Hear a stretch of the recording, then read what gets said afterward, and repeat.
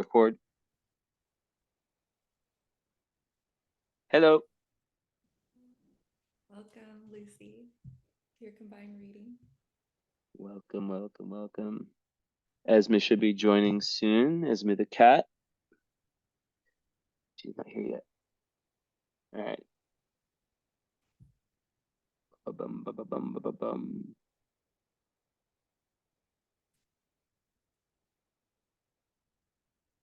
Here we are. We have a Libra Spica. You have a Spica, sun with Spica. What beautiful star. Chiron, sun, and Libra. Sag moon. The next three of us. We're both Sag moons. Taurus Nice. rising. Venus ruled chart. Yeah. That's South Node in the 12th, South Node conjunct Juno, And Saturn in Aries. North Node conjunct Mercury, and Vertex, super, super close, Mercury and Vertex. Yeah. Interesting. So it's a lot the sixth house.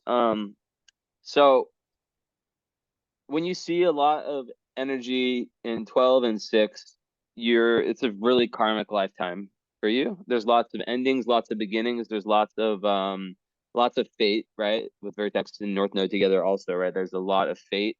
And if you think of the sixth house in Libra as your pinnacle, and that being, acts of service, finding consistency in your routine, but Libra being all about balance and about being able to compromise in relationships and being able to, with North Node and Mercury, you're here, your big karmic mission is about, you're trying to really find your voice in this lifetime. You have Jupiter square your nodes, so you've had past incarnations where, with Saturn in your south node, where you've been very, very indoctrinated into the status quo of society.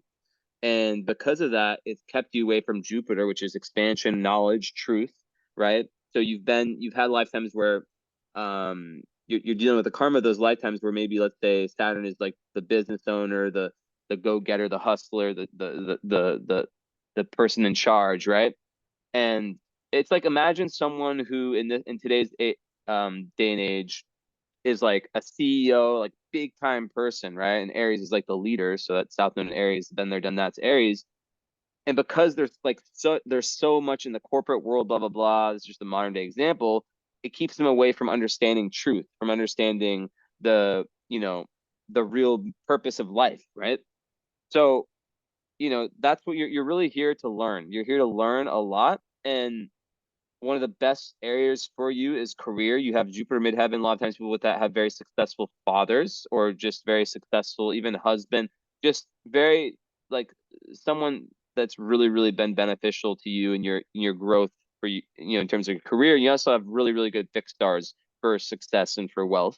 You have Vega midheaven. And yeah, so you're also a healer, right? Like Chiron's on your sun, so you're a big time healer, but all healers have to go through their own bullshit. And that's the story of Chiron, is that Chiron's the wounded healer, and you're still very young, so your Saturn is at, yeah, so you're going to be going through your Saturn return when all the crazy outer planet shift happens, where all the outer planets change signs. It's going to be like Neptune and Saturn going to be together for your return. So it's going to be a really crazy time for you in the next, 2025, 2026. So now you're gearing up and getting ready for that. And it's really, really about you getting past unconscious fears and like things that are very, very unconscious that hold you back. So it's about being able to speak about those. And one of the best ways to do that is through spirituality and through different occult, esoteric, even psychology, whatever, just getting deeper into yourself, right? And learning. And as a Sag moon, right, you're here to learn, you're here to experience a lot, you're here to adventure, to move around a lot. So yeah, yeah, yeah, yeah. Yeah. What else? I mean, Chiron on the sun is big. Any major Chiron placement, it's it's kind of like that universal quote where it's like when we heal ourselves, we heal everything around us. Uh, Chiron's also known uh, to like not have a chip on his shoulder, which I find that to be really common with Chiron Sun specifically, because that was Chiron's archetype. it can represent insecurities. And I have a Chiron in Libra. Sometimes with Chiron and Libra, there can be healing, and we're healing this right now as a collective with the South Node in Libra, but lots of healing around like people pleasing in this lifetime, lots of healing around like any shallow like wants or needs, and then any insecurities in partnerships, like healing that, kind of healing a need to like healing around doing what's fair and what's just for us. And we find healing in that. And I find that's one of the easiest ways to deal with the Chiron in Libra. Um, but yeah, it's also like having a healing effect on other people's and healing in relationships, healing through partnerships and relationships. So aspect of that. And then yeah, with the sixth house, like esoterically, the sixth house is that practice makes perfect house. So anything that's in the sixth house is literally the soul doing exactly that. We're just going to practice doing this until we get it. So it can feel kind of like with these subjects of your mind, wounds, healing, being your complete and authentic self. This is something that most likely the more work that you do, the more it's going to get better with time. Yeah, well said. It really is. And when you have, yeah, so sixth house, yeah, practice makes perfect. And um there's this need to find the routine that works for you. You know, it's like it's not it's not everyone like with the sixth house north node, you it's like there's a spiritual gain when you find that right routine, whether it's how your sleep, right? Like for example, um easy example myself. Like I sleep super late, right? And that's not going to work for some people, but that works for me. You know what I mean? And things like diet, I eat once a day. A lot of people say, you know, eat 3 times a day, right? So it's really figuring out what works for you, what workouts, nature, being in nature. And you know, when you really get that right, that's when everything else opens up. And you know, a lot about service too, and just that axis on its own, you know, of Aries, South Node representing, you know, the been there done that for you in past life, and North Node representing, and Libra representing where you're trying, the metaphoric mountain you're trying to climb, climb in this life for your highest evolutionary gain. um the balance, so the extreme of Aries in a relationship um is someone who is not willing to make any compromises, and the extreme of Libra is someone who is too people pleasing, who is too codependent, like relationships is everything. And it can be difficult to be single, right? Everyone wants relationships, but it's really about finding that balance and finding that relationships where you can still be yourself, right? And it's different for everyone, you know. It's different for everyone, but I think that you with your chart will be, especially as being a Sag moon, you're going to be happiest, especially eighth house moon. You want to dive deep, you know, you want to go deep within things. You want to understand the psyche. You want to understand what makes people tick. You know, you're a natural healer, right? And being a Taurus rising, you can really make people feel comfortable with your presence. But yeah, I think yeah, that's what the sixth house is. There is a lot of fine tuning, and it's really important, especially with Venus, your chart ruler, right? Because you're Taurus rising, so Venus in Virgo rules your chart. Virgo Venus, sometimes they can be a little bit perfectionist, and it's really important for you to know you're gonna fuck up, you're gonna make mistakes. You know, when you're trying to fine tune this machine that's you, there's not like there's going to be things, especially as a Sag moon, right? You're like that's all about trial and error. All Sag moons go like we are not here to be boring. You know, we're like probably the most fun. Us or Gemini moons probably the most fun moon signs. So you know, life can when life starts to feel really numb. That's when you know you need to go on an adventure. That's when you know you need change. And as a Sag moon, it's non-negotiable. You need freedom.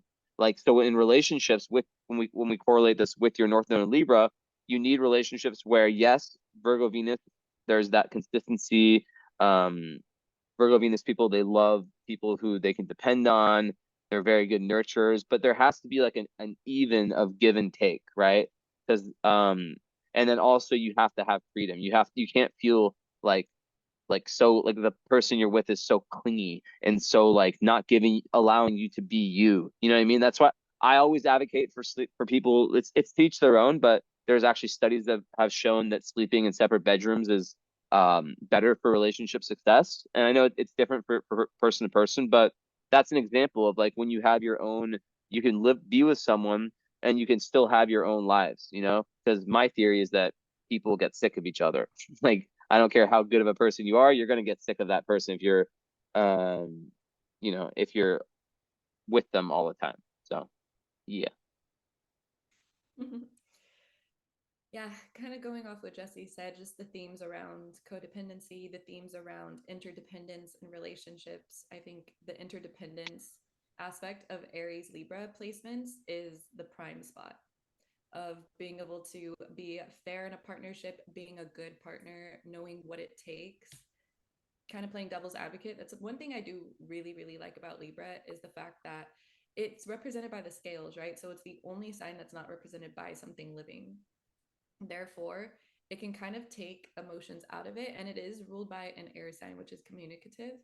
And so I feel like Libra does do well in partnership. But then you have the other side, which is Aries, which has what it has in common with Libra really is this like companionship, this ride or die mentality. So I could see you being somebody who could definitely be a ride or die in relationships, especially with the South Node conjunct Juno. This is telling me too that a lot of your past in your past life you have had relationships, but you're entering a very peaceful era of relationships. And I did see the square from Neptune to your Chiron and Neptune to your Sun, and so I feel like one of the most important things too in this lifetime is like practice makes perfect when it comes to not getting lost and really seeing reality for what it is, especially in the relationships. And I think that if there are fears around like losing yourself, that like one of the things about the squares to Neptune is this idea of feeling comfortable feeling out the feelings, right? Too. So kind of balancing being somebody who's capable of a lot of loyalty, a lot of love, a lot of compassion, and knowing what it takes to be a good partner and like really mastering that, but at the same time prioritizing self and healing yourself, right? That's a huge one. Sixth house is also the house of health. It's a house of physical activity. So that's what's going to revitalize you too. Like coming back into your own physical body is going to be a perfect way to find that balance between Aries and Libra. And then, yeah, moon in the eighth house. I love eighth house placements. I love eighth house moons. They're some of my favorite moons, if not my favorite moon sign or moon house. But eighth house moons, there's because the eighth house is the emotionally deepest house in the zodiac. So when you have the moon, which is emotions and depth and our true self, it's like the further that people go, the more layers get unlocked. And that's my favorite thing about eighth house placements is there's always more layers to peel back. So, and with the South Node, the 12th house, you're somebody who already thinks very deeply. You're somebody who's already very in tune with subconscious energy. So you pick up on if somebody's telling you that they're not upset and you know they're upset, you can feel that. You can feel like you can harness energy in a room, perhaps even on a very unconscious level. But you are somebody who is very powerful feeler, which I think should be mentioned because it's not just Aries Libra about relationships. You're a very, very passionate, deep person, very authentic with the South Node in Aries and Moon in Sagittarius. Yeah, exactly. It's the ability to really just tell people how it is. And that's with Mercury on the North Node. Yeah, that's you're here to really learn. Like it's not always like what someone needs to hear is not always what they want to hear, you know? And that's the challenge, right? It's like and being able to convey to someone, like let's say you are a healer, right? And when I say healer, like I don't mean you have to do what me and Haley are doing or psychologist. Like you can be a healer even if you work a corporate job or even if you're a stay-at-home mother. Like it's about the effect you have on the people around you, you know. um that's the archetype and we all have it, right? Some people do it as a job, but yeah. So a few interesting things. So yeah, with the Neptune square Sun also, it's like with leave what one of the things. So it's so important for you to choose the right people, friends, like especially romantic relationships, but surroundings, all that, because what can happen with Neptune square Sun is there can be identity issues, and you can really you have no water in your chart, which we'll get into in a little bit, but so that would make that a little bit easier. But what can happen with Neptune square Sun is that people can lose their sense of understanding who they are. So let's say you're with like a very narcissistic partner, just random example, right? Or someone who's like, who's kind of has like a bad energy. Um, it can have a really, really detrimental effect on you. And that's why for people who have Neptune's square sun, they can get very, very confused and they can go in these like circles of life of meaninglessness, but their soul needs more. They need that depth. They need that understanding, especially with the eighth house moon, right? You're here to allow your emotions, your unconscious self to go through death, rebirth, transformations. But I would say like when you can have a spiritual identity, especially with your part of fortune and Pisces too, you're at your best when you have that spiritual relationship with yourself, and then that confusion and around that fog, that Neptunian fog starts to fade away, and you start to see yourself better. But that's also really through service, and that's what the 12th house, 6th house, that's really about service. So I think there's a lot of karma in your chart around being of service. So I don't say this often, but I see potential for fame in this chart, or at least very high success. And the reason I say that is because you have one of the best stars on your sun. So it's Spica. So I have a little bit about it. It's like Spica it's really, really like the most refined, classy energy. It's like the best degree of Libra that you have. Um, so let's see. So to Spica are ascribed honors and fame. It's good for scientists, writers, artists, painters, sculptors, musicians. Um, blah blah blah blah. So it gives artistic skills, drawing ability, musical talent, a good sense of literature and the sciences. And I've always seen Spica people as very worldly, especially as a Sag moon, which Sag moon people are usually really, really good at geography, or just like they love the world. They love to travel. They love to understand people. They love to have friends from all over the world. Even they like to date people from other countries. Me and Haley are both Sag moons. And I mean, I think like most girlfriends I've ever had have been from a different country than me. And my prediction is Haley will marry a man that's not American. So yeah, but also let's see. So okay, blah blah blah blah blah blah. Okay, so in the personal cosmogram, Spica means refinement. Such people have a noble bearing, increased erotic tension. Usually given with a Venus Mars interpretation is not the case of Spica, but a tendency to sublimate these powers and turn them into artistic and creative. So it's like a lot of sexual energy, which can be used as put into a creative outlet. So yeah, it's a great star. And then also having Jupiter on the midheaven, like people who have that are so successful. Like it's very like I've had clients with that. I don't think I've ever had one who it's like when you're headed in your right direction, right? With career or whatever your purpose is here, you get a lot of luck. Lots of you meet right people at the right time that push you towards that journey. Whether it's partners if you're in business, right? Like the right business partners, the right school, the right mentors, the right opportunities come. But it's when you're living in that integrity, and having like the Capricorn energy there in the midheaven, it could make it so like you might be hearing this now and be like, well, I've just had lots of restrictions in my career, and that could be the case because it's going to be Saturn return for you. So in the coming years, things are going to really, really open up, and I would not be surprised if you get a lot of really, really like where like holy shit, where they come from, like types of good positive breaks with career in the coming years. Um, and just a little bit about Vega because that's right on your midheaven. It is so yeah, Venus nature of the blend of Neptune and Mercury. So it's a star of the Queen of Life. So it gives artistic talents, especially for music and acting, but also a liking for good living. With eccentric artists, this may lead to a debauched life. Tied up with Jupiter, which it is, and Venus, Vega is said to pave the way to riches and fame. Okay. So yeah, it's very good for wealth. High success is promised. So you have yours on the meridian. So high success is promised if Vega is positioned on the meridian. And then says one can find Vega in corresponding charts of statesmen, politicians, persons of importance, and influential persons. Um, okay. Yeah, and just gives a list of like lots of really famous people in history that had this. So yeah, in conclusion of this little soliloquy. You know, the more that you can lean into your spiritual self, and the more that you can resist any kind of setbacks, the better. And just use that willpower to keep going, and keep trying to understand yourself in the world. And never, the shadow of Sag Moon is when we think we know, and we know a lot, because we know a lot, but there's always more to know. You can always, so like sometimes Sag Moons, they close themselves out. A lot of times they're very open minded, but sometimes they close themselves out from further learning because they think like, oh, like I know so much, and they can get like a ego about like how much they've learned, and how, because they spend a lot of time learning. So it's really important, even if you're like so well learned, and you know all these different things about all these different areas of life, to be able to hear someone out who has a different worldview, because you can always learn from everyone. No, 100%. I also think another thing with Sag Moon is like the optimism.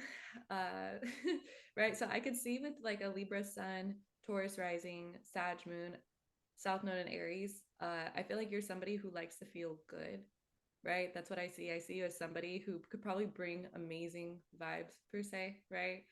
Um, and yeah, just with Sag Moon too, just knowing that too, like a shadow can be sometimes like keep having to like move forward. And I feel like that could also be like a Venus and Virgo. There's like this big thing with Venus and Virgo around valuing like how productive you are, or, like feeling, like your work ethic, or like what you can provide or what you can help people out with is kind of how you could like define yourself. And like Sag moons can also be like very overly generous, so like just watching out for some of the shadows with those, right? But the benefits of those two is Venus in Virgo is also one of the best signs for like attention to detail. Hmm. So I don't know if you're very artistic, you might be with South Node in the 12th house. You also have the Leo Mars. You also have what else?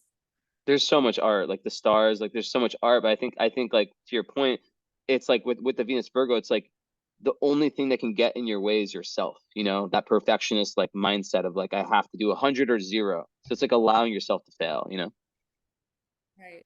No, 100%. Like he said. I think too. So you have Pluto in Sagittarius, right? And you have Pluto conjunct Pallas Athena. I love Pallas Athena. The fact that you have Pluto conjunct Pallas Athena is amazing. A little bit about Pallas Athena, which you have Pallas Athena in Scorpio, which is sick. And you also have Pallas Athena in the seventh house. I feel like you have a lot of gifts with relationships. I mean, I wouldn't be surprised if relationships were a big part of your life. I mean, South Node conjunct Juno in the 12th house. And And it's, Venus trine Jupiter too, so super lucky with relationships. ooh, I That's love one of that. the best. That's one of the best aspects in all astrology. Like that's amazing, and it's great for money and love. So you're lucky, lucky, lucky, lucky.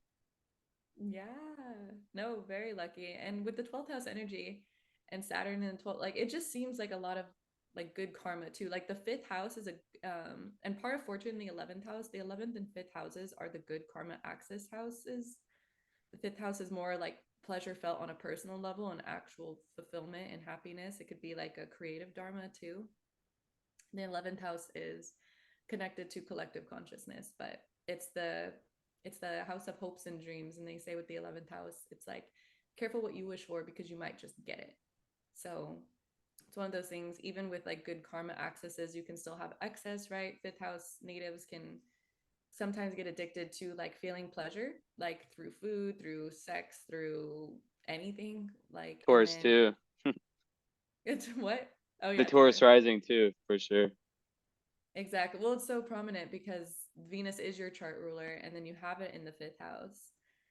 And then the 11th house, too, just being careful for like wanting to keep going after like the next wish or the next thing, and then like kind of like lacking having that fulfillment, since I feel like you will be very fortunate when it comes to traveling, expanding your career. We have good placements here for that. But I wanted to talk about your Pallas Athena in the seventh house.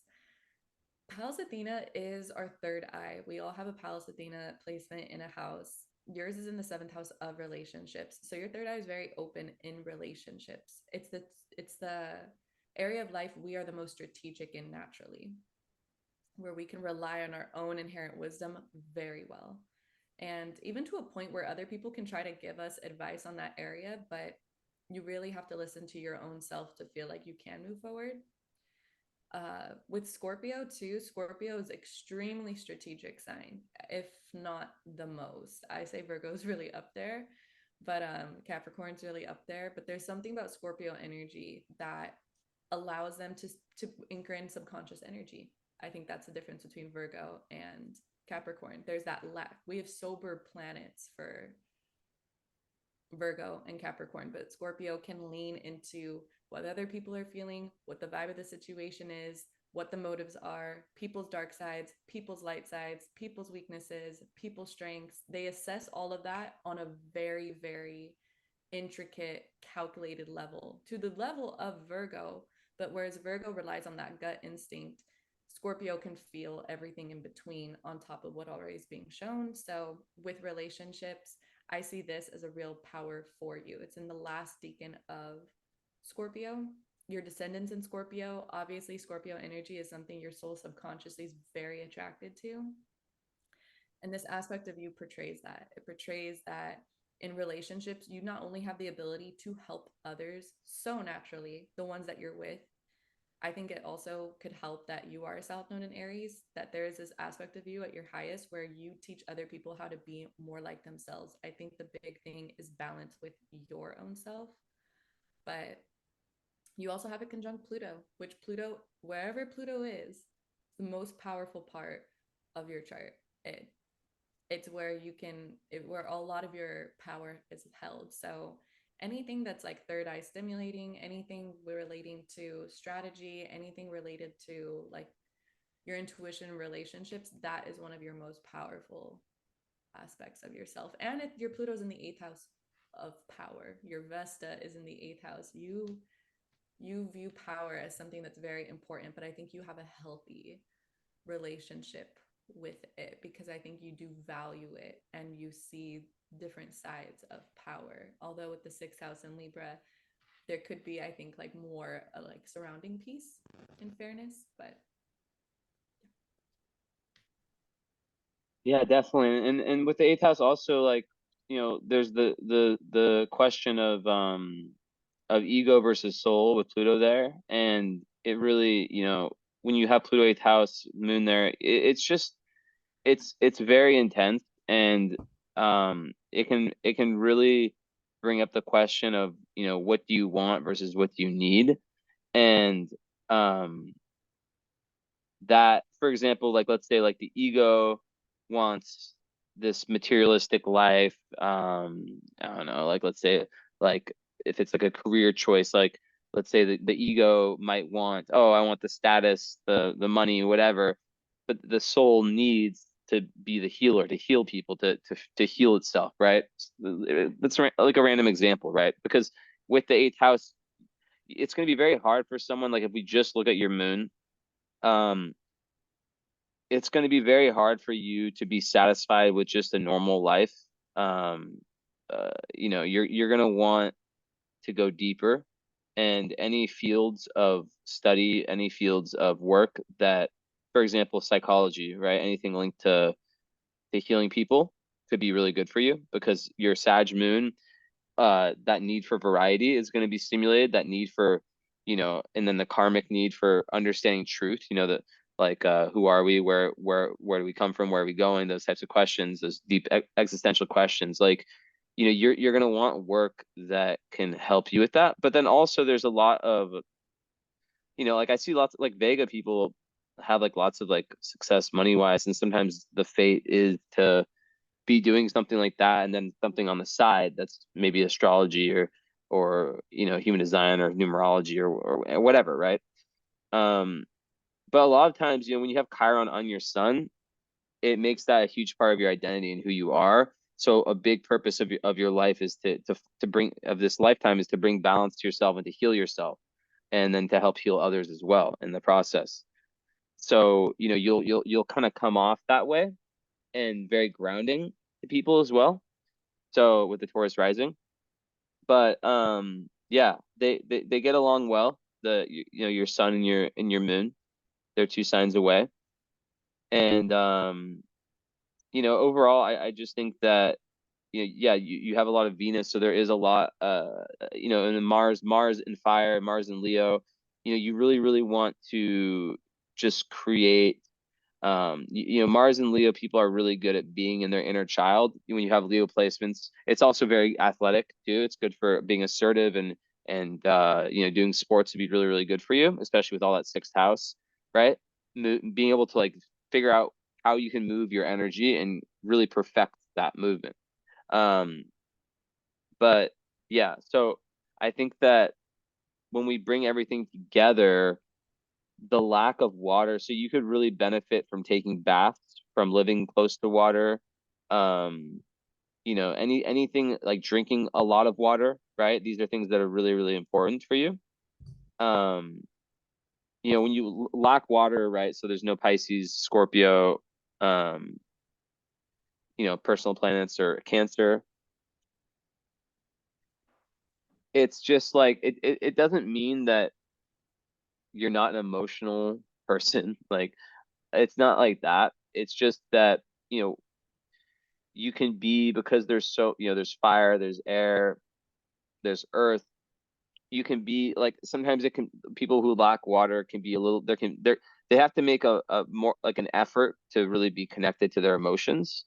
Um, Sometimes they can be, especially with like a Jupiter ruled moon, uh, Sagittarians can be very much, very philosophical with their emotions. So there is that need to kind of force yourself to feel things, because sometimes people who lack water, let's say the stimuli happens, there's person A who has a bunch of water, person B who has no water. Person A might, let's say they're a Cancer moon or something. The thing happens and they on the spot they cry about it. Not all of them, some of them just repress the shit. But like, let's say like they cry, cry about it. They feel the emotion and then they're able to move on. When the person lacks water, sometimes they maybe it's like 7 or 8 months later that they'll actually feel that. And that can be really difficult because the stuff can build up in the unconscious, and then it can have impacts on the physical body as well. So yeah, I just think a big part of your chart is around playing, having fun, and yeah, and just getting out of that, and like just like you're here to learn. You're here to learn and have that, and have that voice, right? Because um when we talk about being stuck in your south node, that's when you're sort of living in a way that is not headed towards your growth. You're kind of like in the been there done that, which a lot of people are. The way that would look, it might be very, very, very much, well, it's kind of tricky actually, because like I don't necessarily think you're not meant to be, like if you said you're like a big business person, like I wouldn't be that surprised because of all the stars you have, right? Spica and Vega. But then, at the same time, there is this need for balancing those two worlds, I think. Like one foot in the spiritual, one foot in the physical, because I could see you being like yeah, I could totally see you being someone who does something big in some kind of business or artistic form, but also is doing things that are spiritual on the side.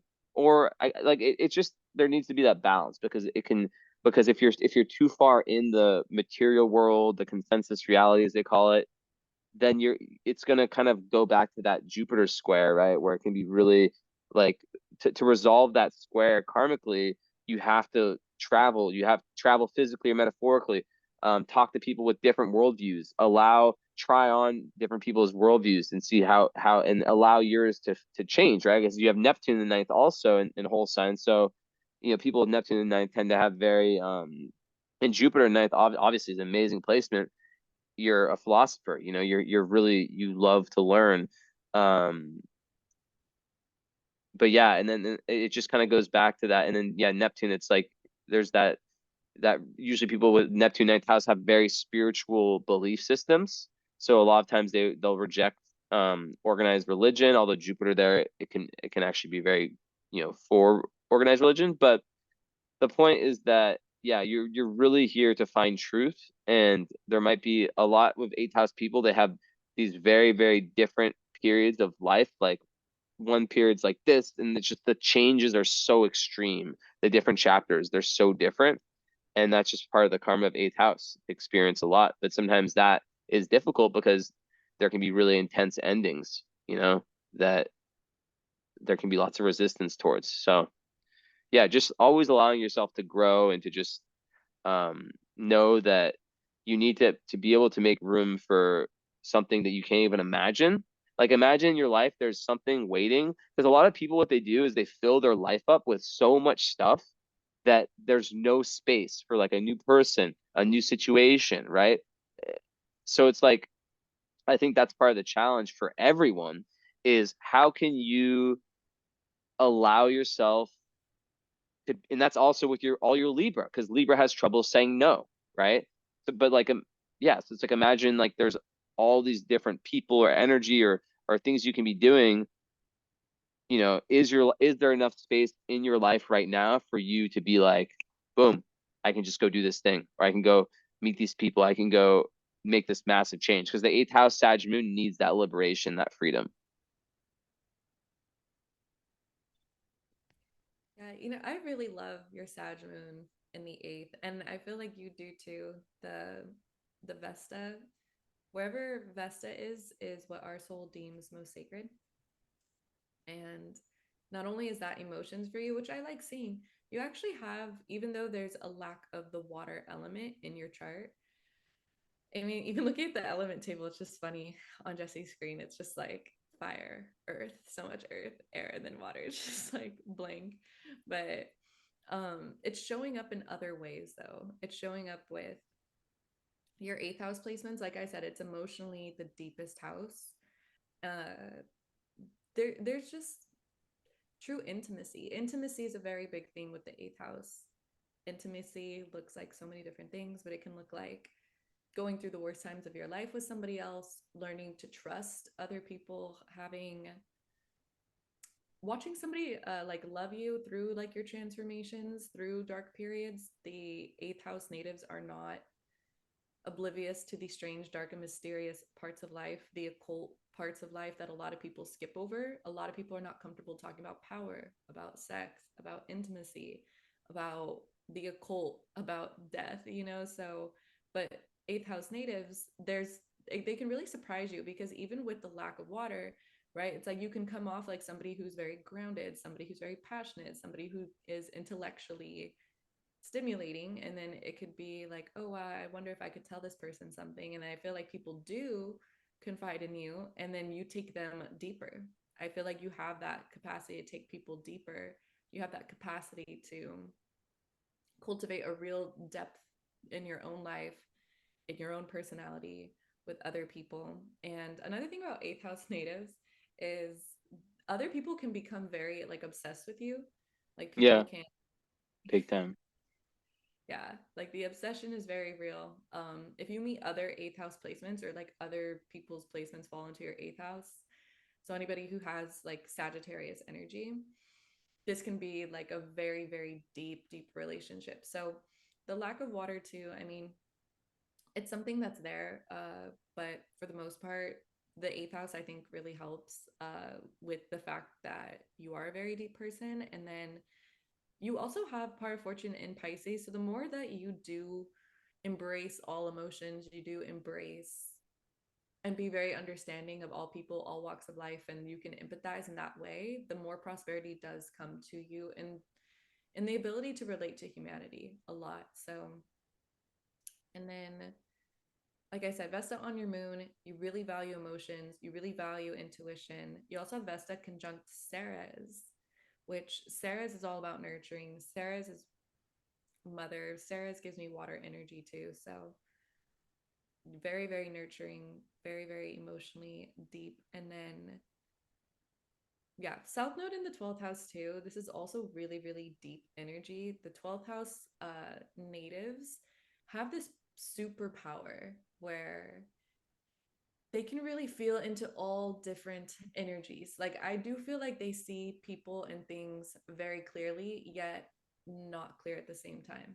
I mean Yeah. that in the sense that, yeah, like it's the opposite of the sixth house. So the sixth house is service to humanity, right? It's measured, usually, right? In some way, right? Being that person to help other people or actually working, work ethic, serving. A lot of sixth house natives have like service based uh, businesses or they work in the service industry. Health is very much related to that.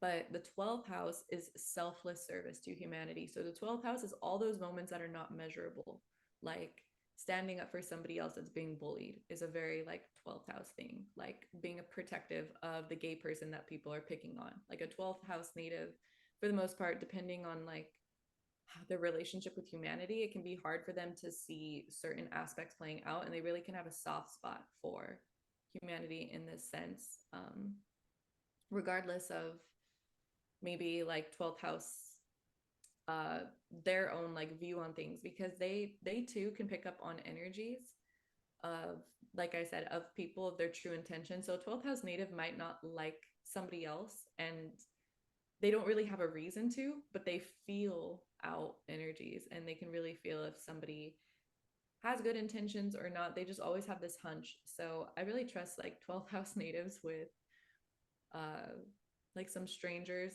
you know. I think they're good at that, and it's because they're really connected to, I mean, it's the house after the house of humanity, so they're connected to humanity in that way, but it's all the energy beyond the physical, so like kind of beyond the vessel of people and the souls of people. Yeah, just some 12th house 8th house things, because I wanted to talk about the watery depth that you do have in a sense, even if there are no water placements. Yeah, which is really interesting because so it's actually an asset. I was just thinking about that. Because yeah, the 12th house is the collective unconscious, right? So you're very connected to the collective unconscious. But the cool thing, so sometimes let's say you had a bunch of water, like the fact that you don't have water, it means that you can actually be a spiritual leader and not be so pushed around by the energy. So you can actually like handle, there's some people who are great healers, but they're such empaths that it's I've met so many people like this, right? Where it's like they're so empathetic, they're so talented, but they tell me they literally say it. They say I can't, work like do this type of job, whether it's therapist or a healer because it just destroys me so much to hear people's pain. Like it just like will ruin my day.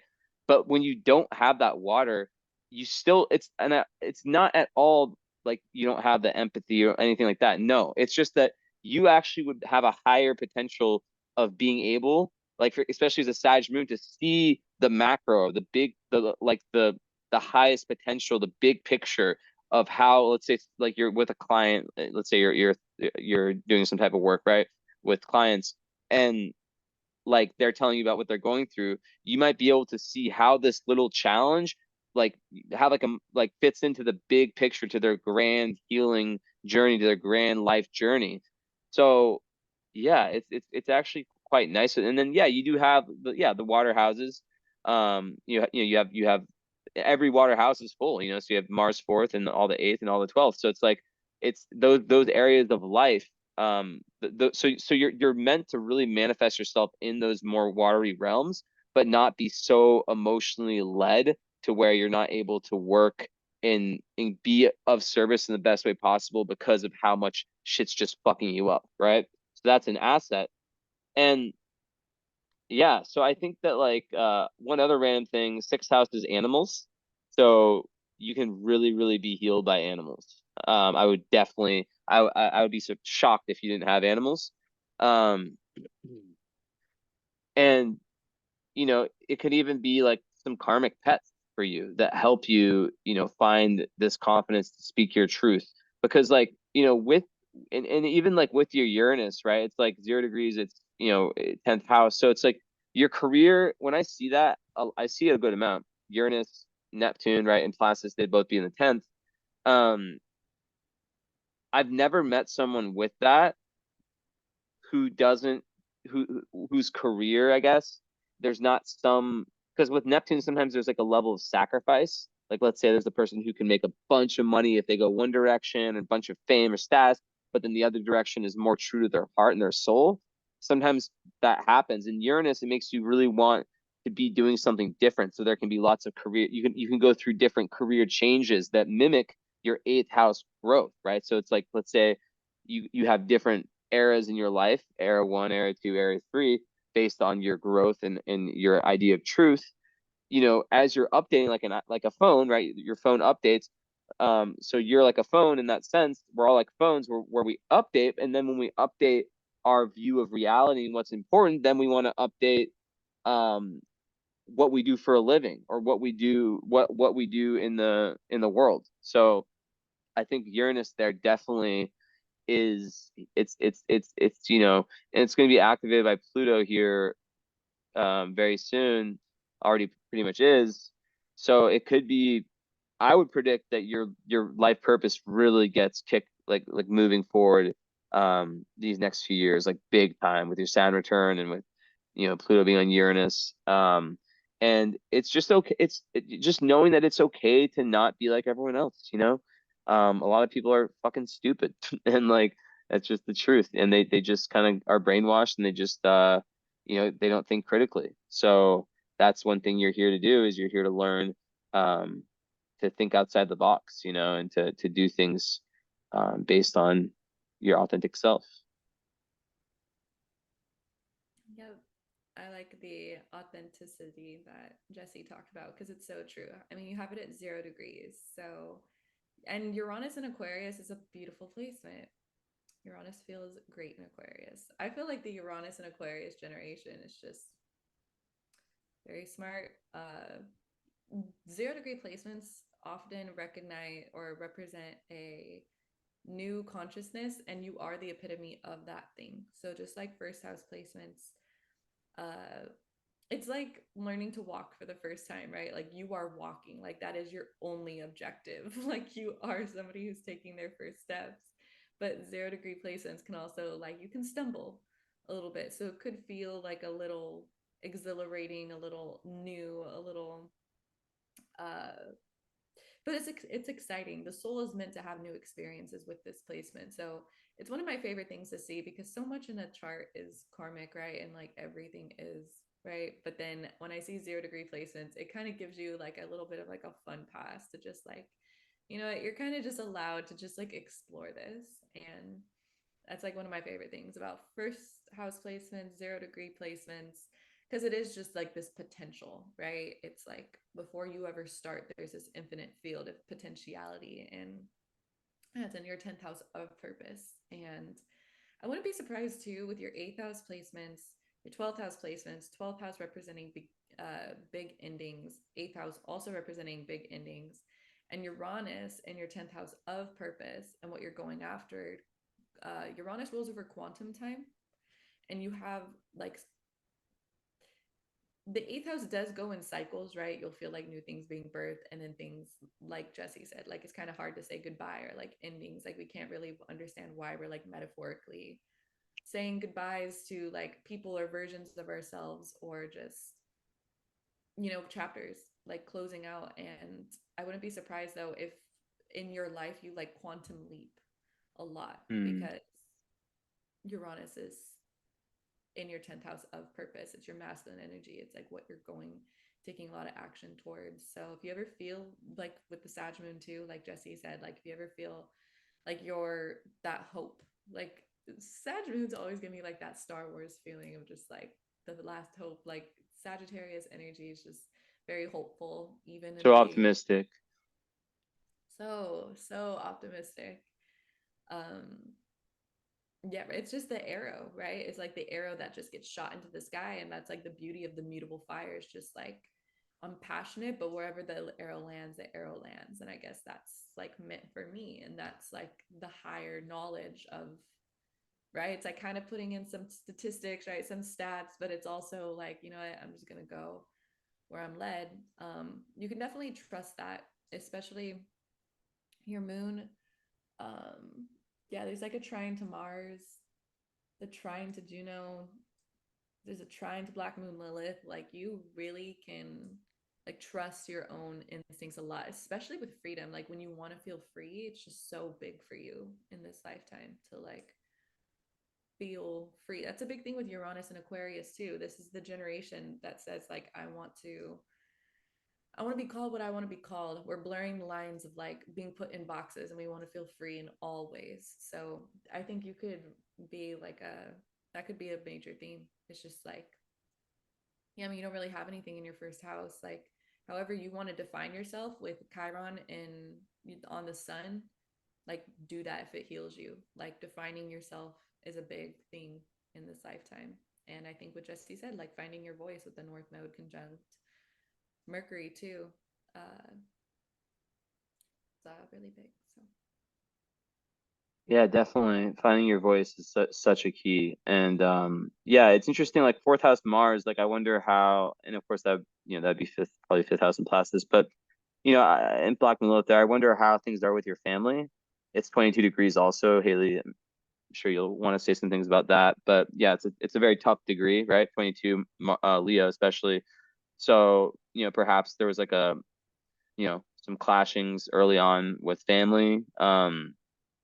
But yeah, I think a big themes like with the Taurus rising, right? And then even like 12th house, I see a lot 12th house Saturn, sometimes people like they can be their worst enemy and they can really have self-limiting beliefs around what they're able to do. I've seen people with that have lots of issues with their fathers.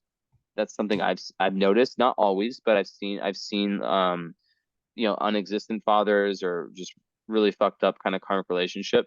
But really, 12th house Saturn, it's very powerful too. But what it's asking you to do is to take a deep dive within yourself and within your kind of within your spirituality, and it can really fuck people up because they say the fear is more powerful than the fear itself. So that is literally the mantra of 12th house Saturn, and really, really trying to look at the ways that you hold yourself back because we all do it in some way, right? We're all our worst enemy at the end of the day. People just do it in different ways. And when I see these, like your Jupiter is in Capricorn, right, on the midheaven, like such a strong Jupiter, and it rules your moon. You always want to expand, but with Mercury squaring um Jupiter, that can sometimes create a overexpansion and promising too much. So it's really important before you make any promises to people, especially with your Libra, which the Libra wants to please, please, please. It doesn't want to disappoint people. It's really important for you to get comfortable with being uncomfortable, with letting people down if it sometimes, right? Because it's impossible. You can live your whole life trying to please everyone and you're not going to get anywhere. You're just going to keep going back and forth. Um, so really, really taking time to think, okay, like this decision, how does this align with my highest Sag moon purpose, right? I'm here to explore, I'm here to have fun, I'm here to learn, I'm here to live life as like a random adventure, like not have things just so set and defined. And like I said earlier, with Saturn on your south node, there is a past life tendency to allow yourself to, square Jupiter to kind of um not go towards truth and towards expansion, travel, and stuff like that. So you really are it's really important for you to just experience different worldviews. But yeah, and then that's going to ultimately shape your thoughts and you as a teacher, you as a as someone as a conversator, you as someone who can bring value to other people and all that. And that so that's really important. But I think, yeah, going back to the idea of self-sabotage, I see that with Sun square Neptune, 12th house Saturn could be it. But yeah, just with the Virgo Venus and the Jupiter cap, um just knowing, and I always give this metaphor, but it's so important, is that you can't judge yourself so harshly, right? Because there's going to be days, and Sag moons typically are pretty good at not being like harsh on themselves. But like if you think of each day on a scale of 0 to 100, right? And I have two points I'm going to make here. One's about energetic bandwidth. The other is this one. So let's say, well, first of all, you shouldn't be rating yourself anyways, right? But like, let's just say there's a point system, metaphoric point system where each day, like let's say today, I give myself a 98. Yesterday I gave myself a 22, right? Let's just say that's like there's a system like that. on the days where you're only able to give 30 or 20, it's so important for you to not get down on yourself and to not just shit on yourself and to just like have really negative self-talk, right? You're only human. There's so many invisible forces, especially you so connected to like the collective unconscious that you know giving yourself self-compassion is one of the most important things. And knowing that like, other people on the surface like might seem really well put together, but like everyone fucking struggles, especially these times, right? Everyone struggles. Some people just have faces and energies and auras and with social media where they go on and they look like everything's all good, but guess how they're doing when they're not posting on social media. People only post when they're doing great. So yeah, it's just really important. And with the other thing with energetic bandwidth, and here's one of my cats. Speaking of pets, so yeah, just like understanding that you only have, you have limited energy. You only have you have what you have, and of course, being the sixth house native that you are, it's really, one of the issues with that can be perfectionism in terms of like, let's say you find that perfect formula, right? That I talked about earlier about like, okay, this is exactly how much sleep I need. This is exactly how much workout, blah blah blah, all these things. That's great, but then you also have to understand, like, give yourself like almost like when you inevitably have failures, how do you deal with them? What is the self-talk? And are you able to use that Sag Moon's mutability, go with the flow ability, right? To just realize, okay, I did my best. All you can do is do your best and talk yourself up. And with Neptune square Sun, um, I tell this to everyone. I recommend filming yourself. Neptune rules cameras, mirrors. So if you film yourself just talking, you don't have to show anyone. It can have a super healing impact on you. And I said this, maybe like started telling clients about this like a year ago, and the amount of feedback I've gotten is insane. Right? People have hit me up and like, yo, like I started doing this and it's like changed my life. Like I'm recording myself on my phone whenever I feel kind of confused or just in general, and I'm just not even posting it. But it's so cool, and I feel like I'm learning a lot about myself, and I'm able to get, like define myself better, get what's inside out. So, and also affirmations, you like in front of a mirror, like looking at yourself and having like positive affirmations. And meditation for a chart like yours is massive. It's game changer. If you can meditate, that's like the biggest thing. One of the biggest things, or yoga, stuff like that. But always having self compassion when you do fail. And yeah, with the bandwidth, it's like you only have 100 bandwidth points each day. So having this much Libra, you have to think about, okay, how much am I going to give to this person? Like, let's say there's this really, really needy friend of yours, right? Like, or someone in your life that's really needy. Like, how much energy are they taking from you each day, right? Of course, you want to be giving, but there's also how much can you give to people if there's different forces that are just abusing your good nature. So that's why when we talk about Libra, we talk about boundaries, right? Because sometimes Libra um, have big issues with setting firm boundaries with people. So um, that's the challenge for Libra is how can I be okay with disappointing some people? I mean, I have a Libra Mars. I have a Libra Chiron. What Jesse said is super true. I mean, there's a lot of what Jesse said that I feel like is really true for me too. I have 12th house placements. I have Neptune opposing Sun. And as someone who has Neptune opposing Sun, I really believe in that too. I'm a big like I self-talk a lot, and I think it helps. Anything to help yourself see things clearer, I think is just really, really beneficial for Neptune and the Sun. Anything that helps you develop self, right? So it makes sense seeing yourself clearly. I wanted to talk about the fact that, let's see. So you have Black Moon Lilith. So your Black Moon Lilith in the fourth house, that can sometimes make you like the black sheep in your family. Your Black Moon Lilith is very well Yep. adjusted. Yep, I have that. It's my Black Moon Lilith. Well said. Yep. For sure thing. My sister's Black Moon Lilith is in the fourth house. She's definitely the black sheep. Oh, can I say one thing really quick, Haley? Really quick about that. Sorry, like with because Uranium Matt, he talked about Black Moon Lilith. It's also where people can be jealous of you. I thought that was crazy because like in my and like so fourth house is family. So and I've noticed there's a different fourth house Black Moon Lilith. Sometimes like their own family can be jealous of them, like the black sheep, and just also just being really misunderstood and having kind of like yeah difficult relationship with family. So yeah. Just want to add that in there. Yeah. No, I mean, I love Black Moon Lilith. I could talk about Black Moon Lilith all day. You have a strong placement. You have Black Moon Lilith trine Sun, sextile Mercury, which is good. You have the Mercury on the North Node. So there's a lot of opportunity in your lifetime around being able to speak your truth, like standing up for people. Like, if you ever feel compelled to stand up for people, your North Node's in Libra, like justice may be served.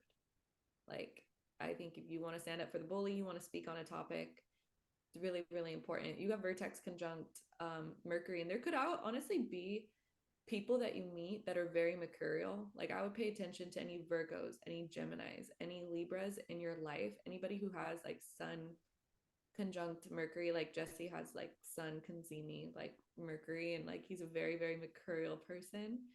And I feel that energy on him a lot. And so when it comes to like mercurial people, they're very much here to allow you to like help you speak your truth or inspire you to speak your truth, or they may be gifted with the written word or the spoken word, or singers or writers, or I don't know, anyone who like whose words really touch you. Like, this is a clear sign that of the energy that you're meant to experience. And Mercury and Libra too, very, very like beautiful way with words, super understanding. Like, we talk about Mercury and Libra's assets. I think Mercury is in Libra right now, and very fair minded. My sister has Mercury in Libra, for example. She also has Black Moon Lilith in the fourth house. And yeah, they're really good at playing devil's advocate. Like, they like to know about things that are going on too. Like, I feel like they actually like hearing about situations. They understand that people are important, and when we're dealing with people, we want to go about like what's most fair for both individuals. We want to there's that aspect of it, but then also Libra Mercury is one of my favorite things. They just like to be lighthearted. They like to be fun. They like to just feel like they can socialize and just kind of not take things too seriously, which I think could also be like a Saturn in the 12th, just like not taking things too seriously, and like being able to feel out like the vibes, that the vibes are good, right? And this is important. Again, with what Jesse said about surrounding yourself with the right people. Um, yeah, I mean, Mercury conjunct Vertex is huge, but I mean, I agree with what he said too about pets, like super, super healing. Familiars, I could see for sure too. Aww. Speaking of another Venusian Yeah. queen. Wait, she's a Taurus Taurus Sun Libra Moon, so you guys have a lot in common. Oh, so cute. Yeah, I mean, the fact that you're a Taurus rising. I like the fact that your MCIC access is in a cardinal energy, and then the fact that your ascendant and descendant is in a fixed energy kind of gives you a different amount of modalities. But uh, cool thing about your Midhaven IC is they're in the signs that they like to be in. So IC is our feminine energy. It's our emotional foundation. It's how we feel most secure within ourselves. Lots of links to our mom side and our feminine energy and our family, and what happened behind closed doors, all about the IC. And then the MC is our masculine energy. It's like pursuing our dharma, our career, our financial progress, things like that. And you have them in really good signs. With the Jupiter in your ninth house, I feel like, especially with Vesta on your moon, like I feel like you do, and Mars on your fourth house, I feel like you do already have a good sense and an inclination in this lifetime to move towards your emotional foundation to create depth. This is something you already do. a lot. I think like feeling most at home within yourself, routines will help with that for sure. But I do feel like with the South Node on the Saturn, what Jesse was talking about, that in previous lifetimes, like any sort of expansion is going to fulfill you a lot. Like it could be like going on, like, I don't know, like a like trying different things, like how Jesse eats like once a day, right? It's just like expanding on like your diet, expanding on like the places you want to visit, the art you want to keep, like the what you believe in terms of like religion, in terms of philosophy, in terms of like your personality type, just like expanding in general, all goes. It's just the art of like taking action and expanding. But yeah, I also wanted to mention Neptune because um with Neptune square the sun, right? Your sun's in the sixth house, so you gain a lot of vitality by being in reality and having good routines. So I feel like having good routines and doing things that are healing, having your alone time, but then also with Neptune in the ninth house too. If you've ever felt like it's hard to like like see what you believe in very clearly, or to see like if you grew up in like a religious household, or if you grew up like with a certain philosophy, like there can be some confusion around like, well, do I believe in that, do I not, right? um I mean, you have really good aspects to your moon, your Sagittarius moon, so I feel like you like learning, you like delving deeper. But that's all part of it. It's like I think you're continuously going to like find more clarity around like what you believe in, around going deeper. Pluto and Sag too. Like there's a lot of truth seeking energy. So we're always unveiling the truth. That's also what Jesse was talking about with Moon and Sag, is just like feeling comfortable not knowing, right? Feeling comfortable like not knowing everything and just like continuing to expand. I think it's gonna be very soul fulfilling for you in this lifetime. And travel too. Like if there's anywhere you want to travel, I would do it. Yeah, definitely. Like just feeling into that like kind of an intuition. Oh, I want to go here. Like, it's always curious, right? Like why certain places just speak to us. Also Haley, so her what she wrote in her email, I just thought of that now. So let's see.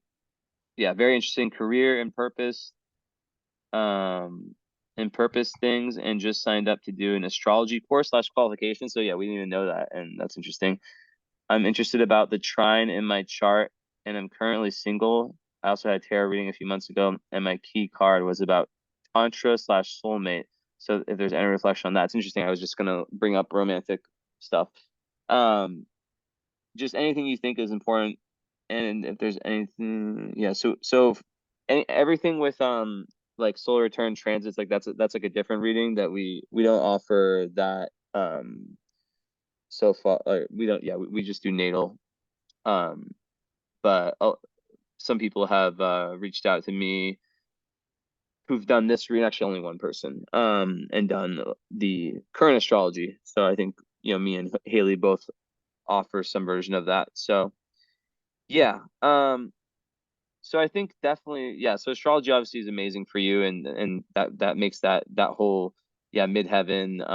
Yeah, I think you'll have great, very good success with that as well.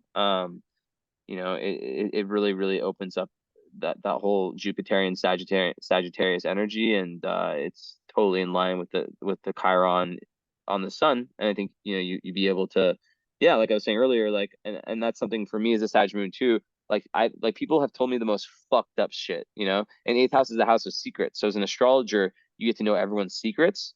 I don't ever like tell, for me it's like a locked vault. That's why people always tell me them, but it's so interesting, to just, and like I have water, I'm a Pisces, but like I'm not very emotionally led. So like nothing really fucks me up. So I think it'd be kind of similar for you, to where um yeah, you could definitely hear a lot of things, and not have it just like destroy your day, being able to like have that philosophical Sagittarius outlook. But yeah, and what was the trine?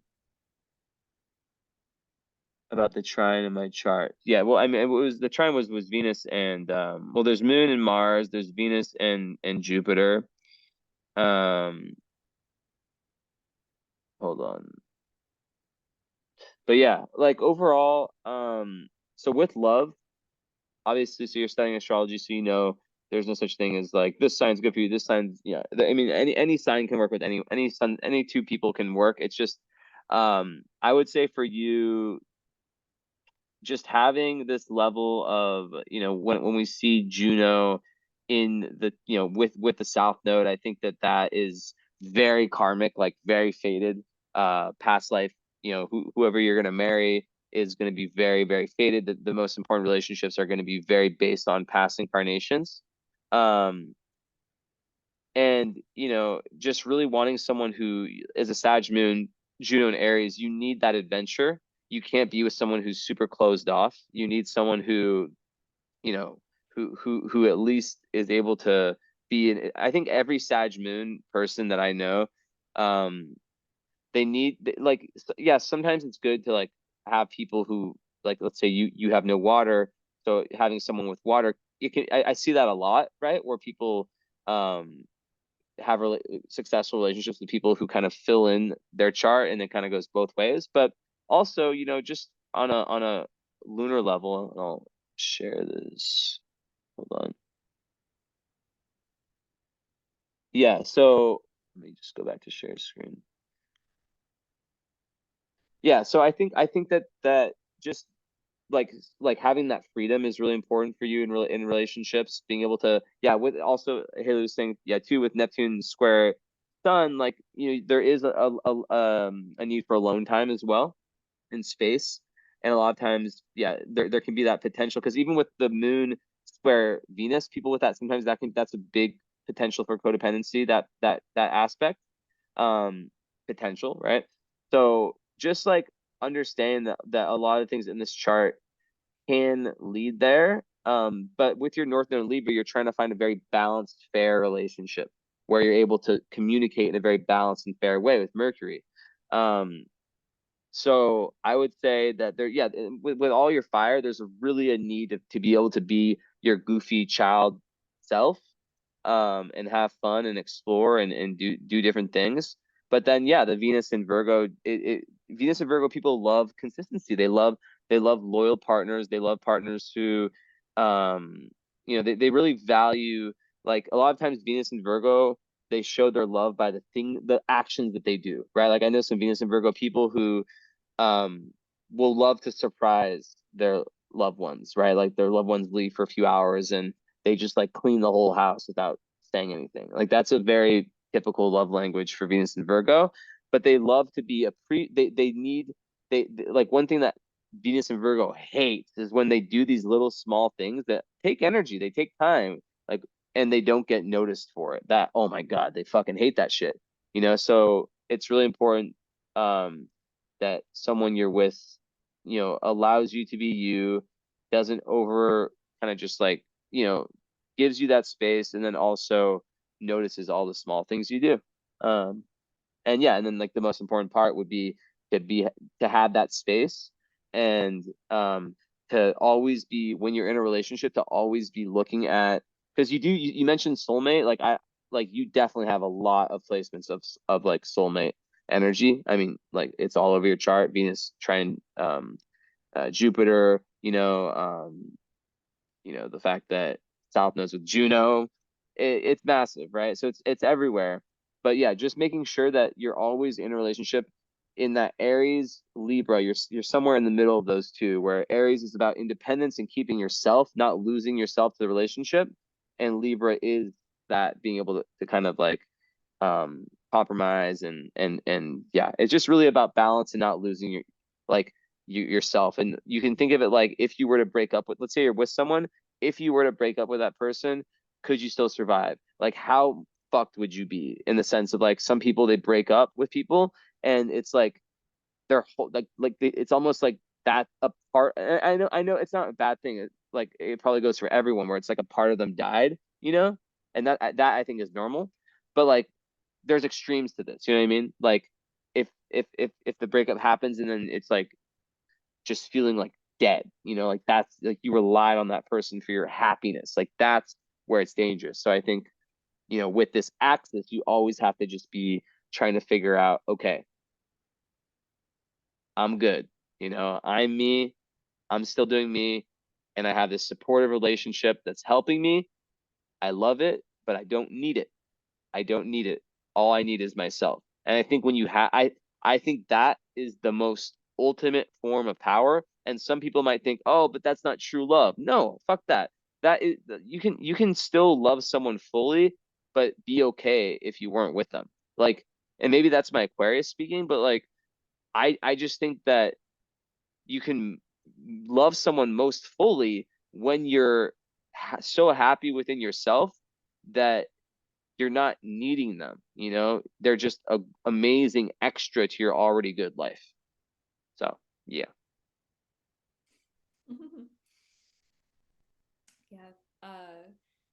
I think that's a big thing too. I mean, with South Node conjunct Juno, I mean that's a big one. I mean, with that too, yeah, like being connected, like without attachment, like your connection can be absolutely amazing, right? But not to be attached, right? A little bit about like partners and like ideal partner and like energies and stuff like that, because I like all of that. I typed in some things on my end, asteroids that I use a lot. One thing that's interesting to me too, one thing, okay, so one thing about the ascendant in Taurus is the ascendant in Taurus, the direction in life that will always lead you back into, kind of like lead your chart back to where it's meant to go, is going to be through operating through the heart space, right? Your Mm-hmm. life is definitely better when your heart is open. And that doesn't mean that like you have to open your heart to every person. It's just the heart space, just there's so many different forms of love in this lifetime. It's not just romantic love. Got love for your kids, love for your pets, love for different versions of yourself, love for friends, love for situationships that didn't work out, love for like past lovers, love for like, strangers. Like there's so much that goes into the heart space. Of course, when we look at Neptune, that's like unconditional love. When we look at placements with Libra and Taurus, this is a little bit more, I guess you could say, conditional in a sense. What do we value? That's measurable, right? Like what are our love languages? Like how do we define this for me? And like have that. So important to note with the ascendant, and then you have the descendant, which the descendant is, this rising sign that we have. It's what we default to consciously. It's our best foot forward. It's that mask we put up. It's a direction in life that we naturally gear towards, and it's very conscious energy. And then we have the opposite, which is very unconscious energy. It's what we need out of a relationship. With someone's descendant sign, it would be very hard to commit, to marry, to be in connections that lacked this energy, because this is subconsciously not only what you're drawn to, this is subconsciously how you perform, what you expect, what works for you in long-term relationships. This is the house of other people. It's the opposite of that self, that physical body. So Scorpio energy is extremely authentic. It's transformative. It's deep. I mean, I could already see with your moon in the eighth house, you probably crave depth with people. I think it would be very hard for you to be with somebody that is traditionally just very Libra and didn't really have like 12th or 8th house placements, or just like was represented by something that was a lot more lighthearted, a lot more, like I said, Libra is represented by the scales, right?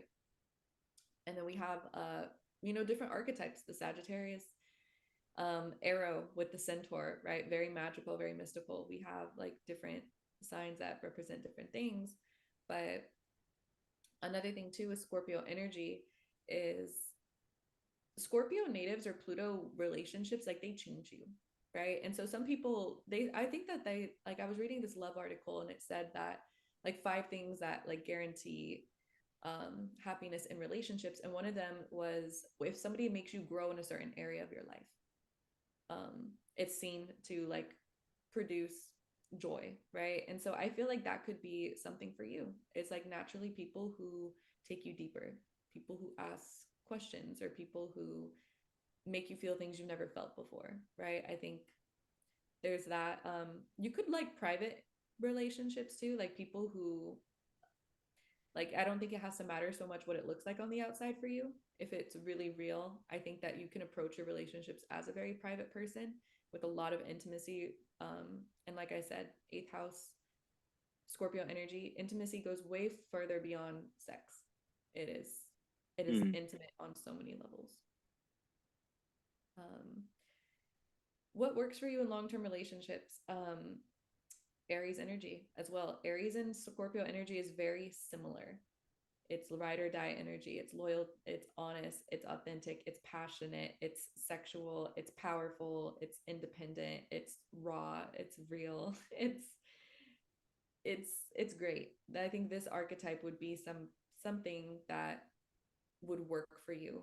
Not only to approach the relationship, like what type of, like, if somebody had like Libra Juno, like to have peace in relationships could be like their ideal marriage, right? So I think with Juno and Aries, where there's a lot of interdependence, two very like thorough souls where they know themselves, like coming together to just be like a power couple, feel like could be the type of relationship, the type of marriage that you could be committed to long term and feel really great about. You know, agape is unconditional love. It's known in the Bible as unconditional love, right? Which we look back, it's like love is not jealous, love is not keep track and things like that. So the agape in the birth chart is going to show what we deem as unconditional love. The 12 signs are just different. We're all different reflections of each other, right? With agape, you have it in the 11th house. So I feel like your friends too and like your social circles, like this shows me that you do acknowledge different types of relationships in this lifetime outside of your very soulmate vertex and Libra, right? Juno in retrograde conjunct South Node. But yeah, Pisces is unconditional love. You have this aspect to yourself with Neptune square Sun. Neptune is unconditional love. It is generous without keeping track. It doesn't give a fuck, so to say, right? It's Neptune is also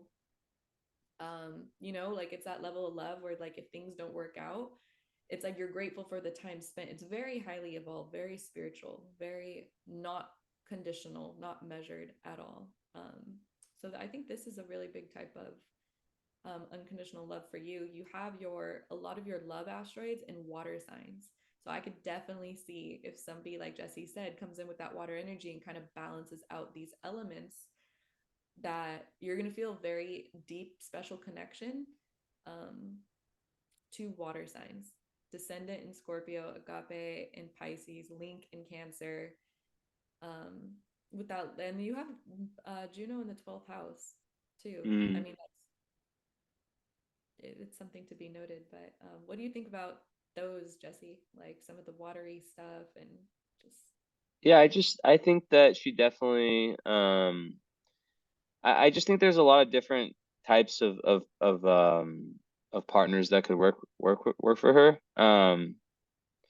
And I think that she brings a lot, she's probably very pretty, a lot of Taurus risings have a very attractive energy. And I think with the Pluto energy also there can be this obsession, as we were saying. It can be very interesting where there can be like this like obsession and then repulsion. It's so funny. It's just so interesting because it's like we don't know why. Like why do I feel like so obsessed with this one person and then like so like repulsed by someone else, right? And yeah, it's just funny like the Pluto can do that. But yeah, I think there's definitely a big, yeah, with the Scorpio seventh descendant. Yeah, there's definitely a big desire to go, to have relationships can actually show you your shadow a good amount. So yeah, I don't know. I feel like it could be one of those things where you date different people in your life and they're very, very different.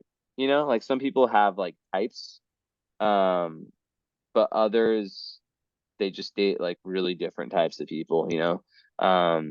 I could see that being the case for you. But, it always comes back to the non-negotiable. Moon, the moon is non-negotiable, right? And as you're trying to move towards your north node away from the south node, or use your south node to get to the north node, better said, I think that having a free-spirited person would be very good, someone who's open-minded, because I think if someone was very, very kind of sucked into the conventional way of living and thinking, I think that that can have an impact. Not to say that you're a weak-willed person. I'm not saying that at all.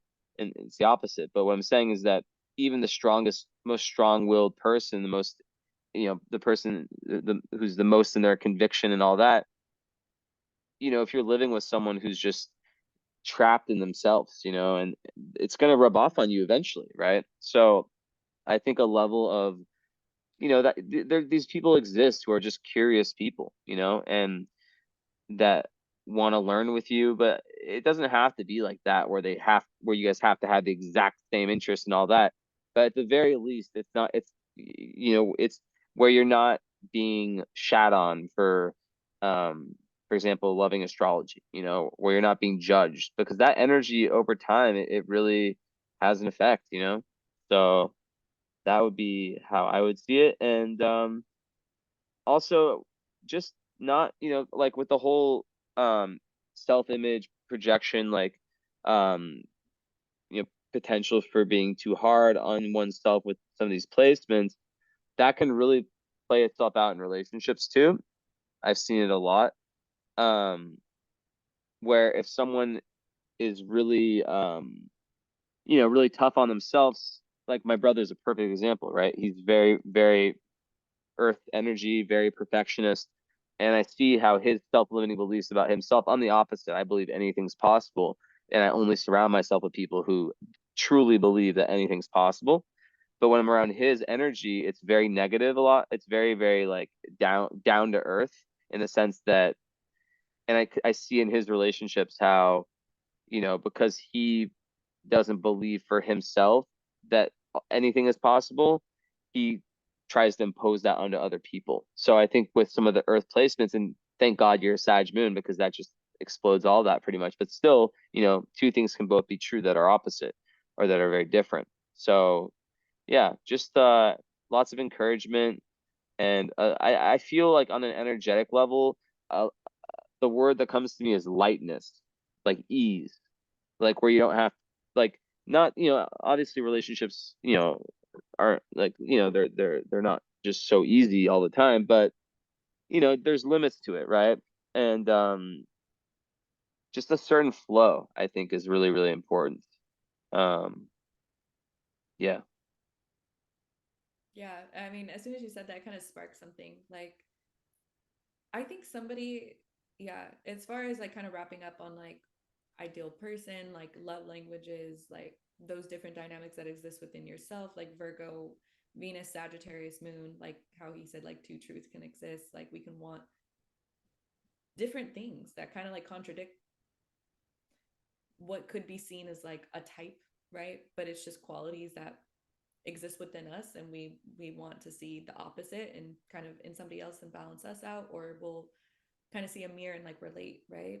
And that's what he said, like kind of seeing shadows in relationships and stuff like that. But um yeah, like I think somebody who just allows you to be yourself, somebody who totally accepts you, it'll help a lot with the Virgo Venus, right? Of self acceptance.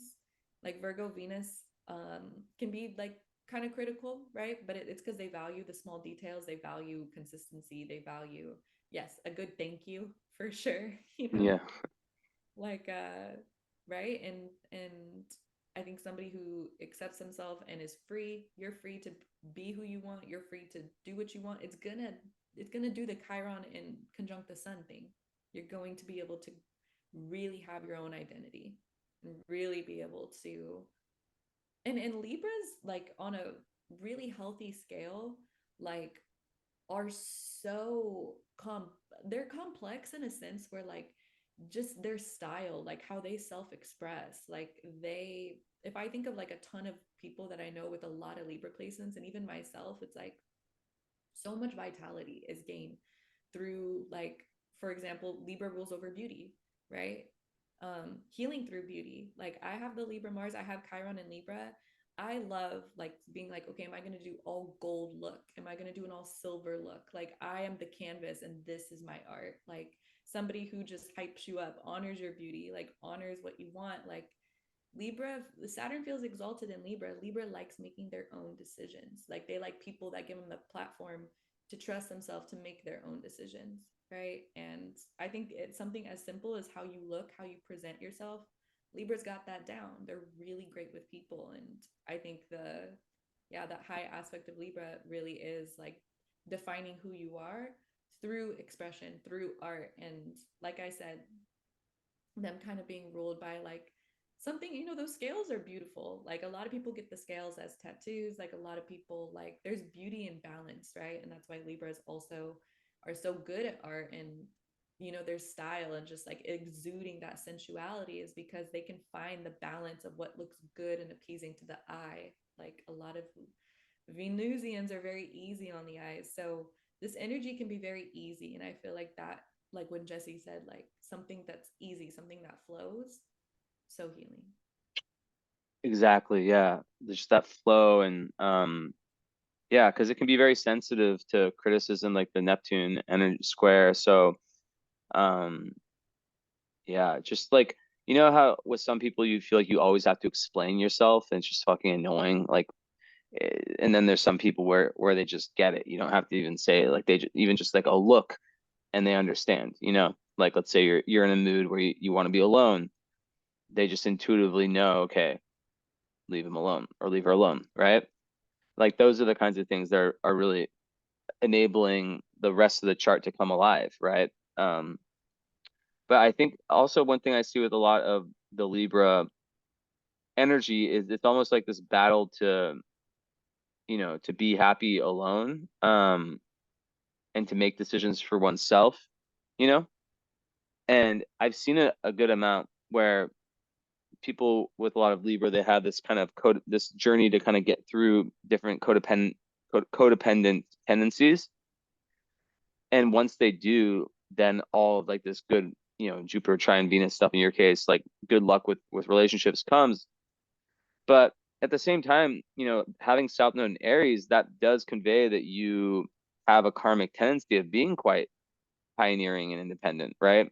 In 12th house, it could even be someone who I actually see a lot of 12th house South nodes with clients. And I think it's because in past lives, they're like, yeah, there's the Saturn thing I talked about before, but it's also like they can sometimes like if the sixth house is like how you're building things materially, it's like the 12th house is ideas. So it's like how can you take your imaginary world, your dream world, and create something concrete in the physical world out of it, right? So it's like your astrology is a great example, right? It's like that's very linked to the 12th, 8th house, but then being able to actually do the school and get the certification and start seeing clients, right? That's like the sixth house work service. And then through that, you heal through healing other people, you heal yourself, right? Through learning about astrology, it's a spiritual journey in itself.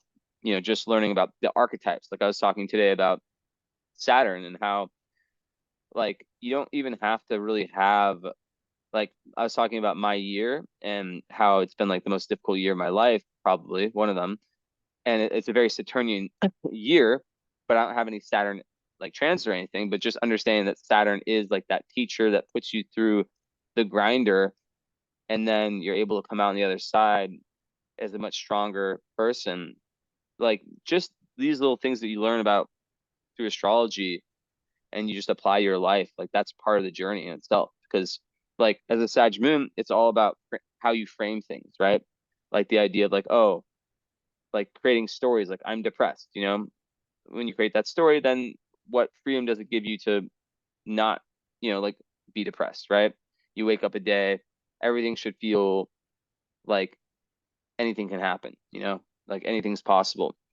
So I think, yeah, all of that kind of goes back to the types of people you want to be around, the types of community you want to be a part of, and even content that you watch or take in, books you read, all that stuff.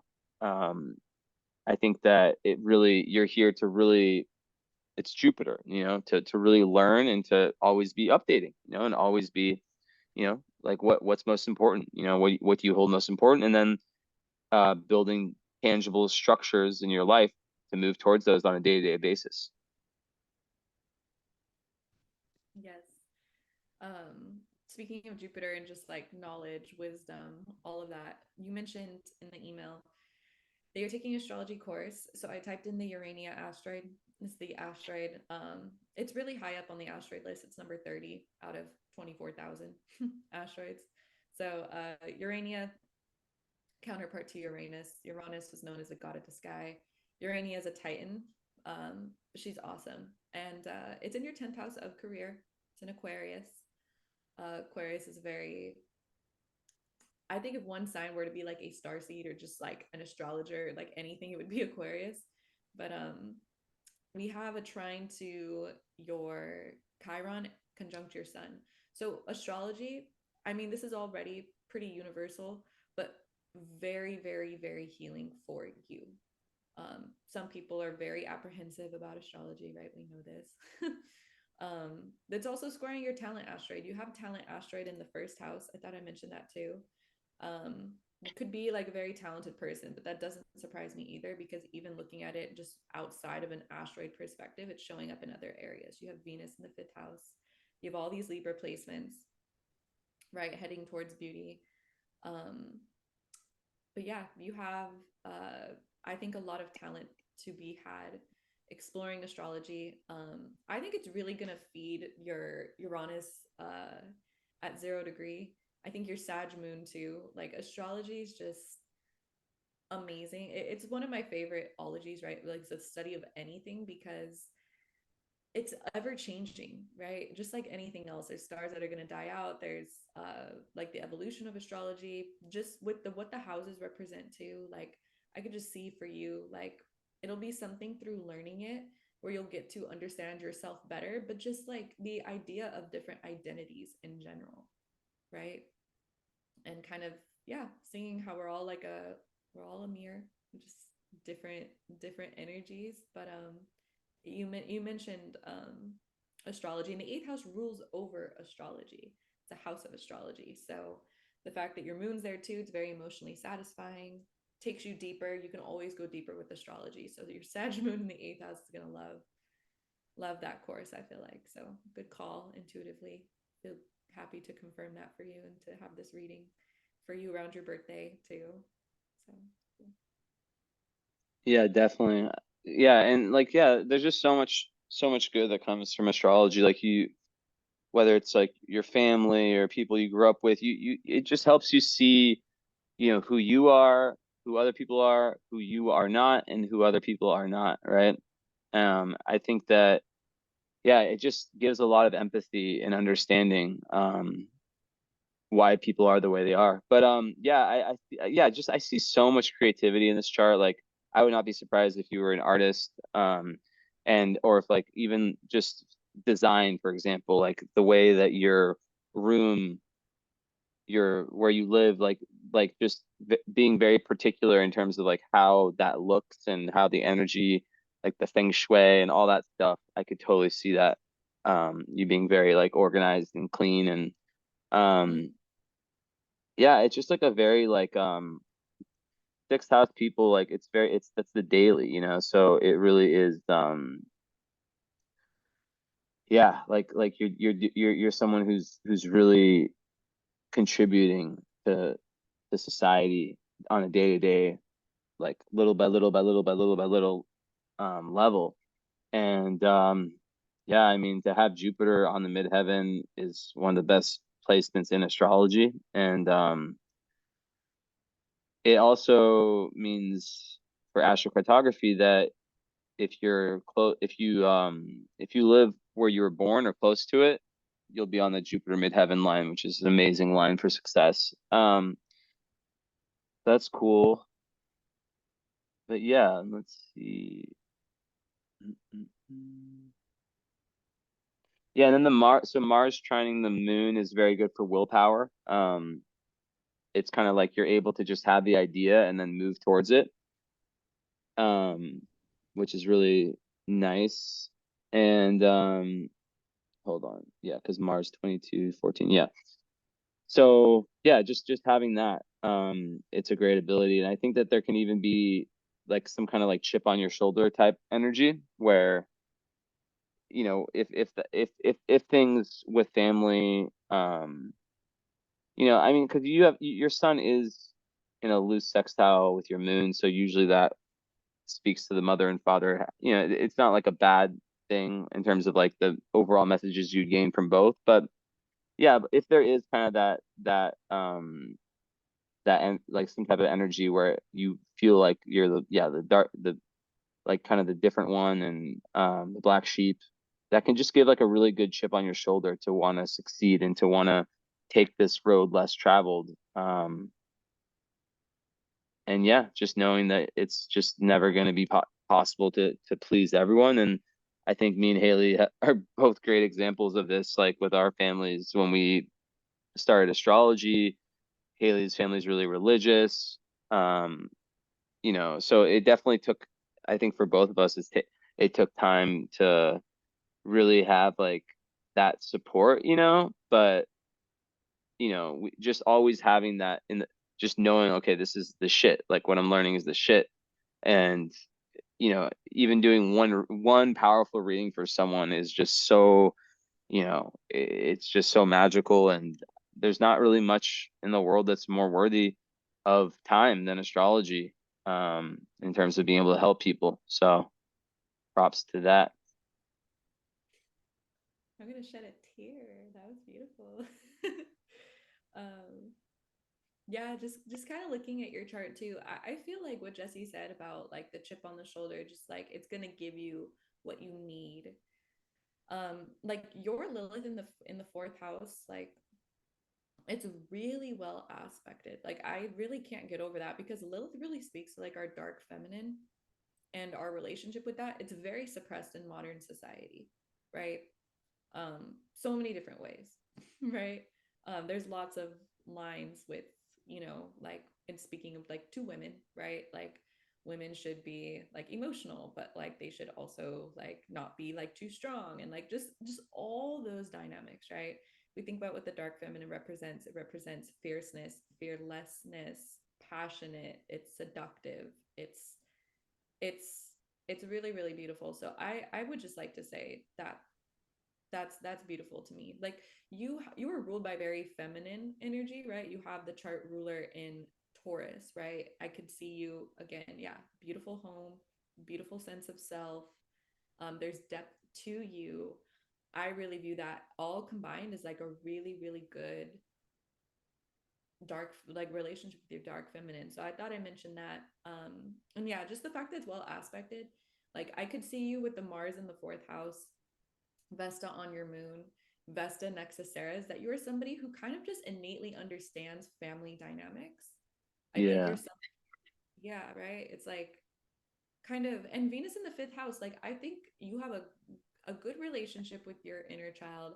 I think when it comes to children and just like the role a mother should play, like the role a father should play, like blurring those lines even. And like if it's two moms, if it's two dads, like I don't know, I could just see you being somebody like only child versus like multiple siblings. I see you being somebody who like, and that's Palace Athena the seventh. I think you just understand people's roles in connections and you do actually value like just providing and caring for people. I mean, like there's this beautiful aspect that you have to understanding connections and relationships. And yeah, Mars in the fourth house.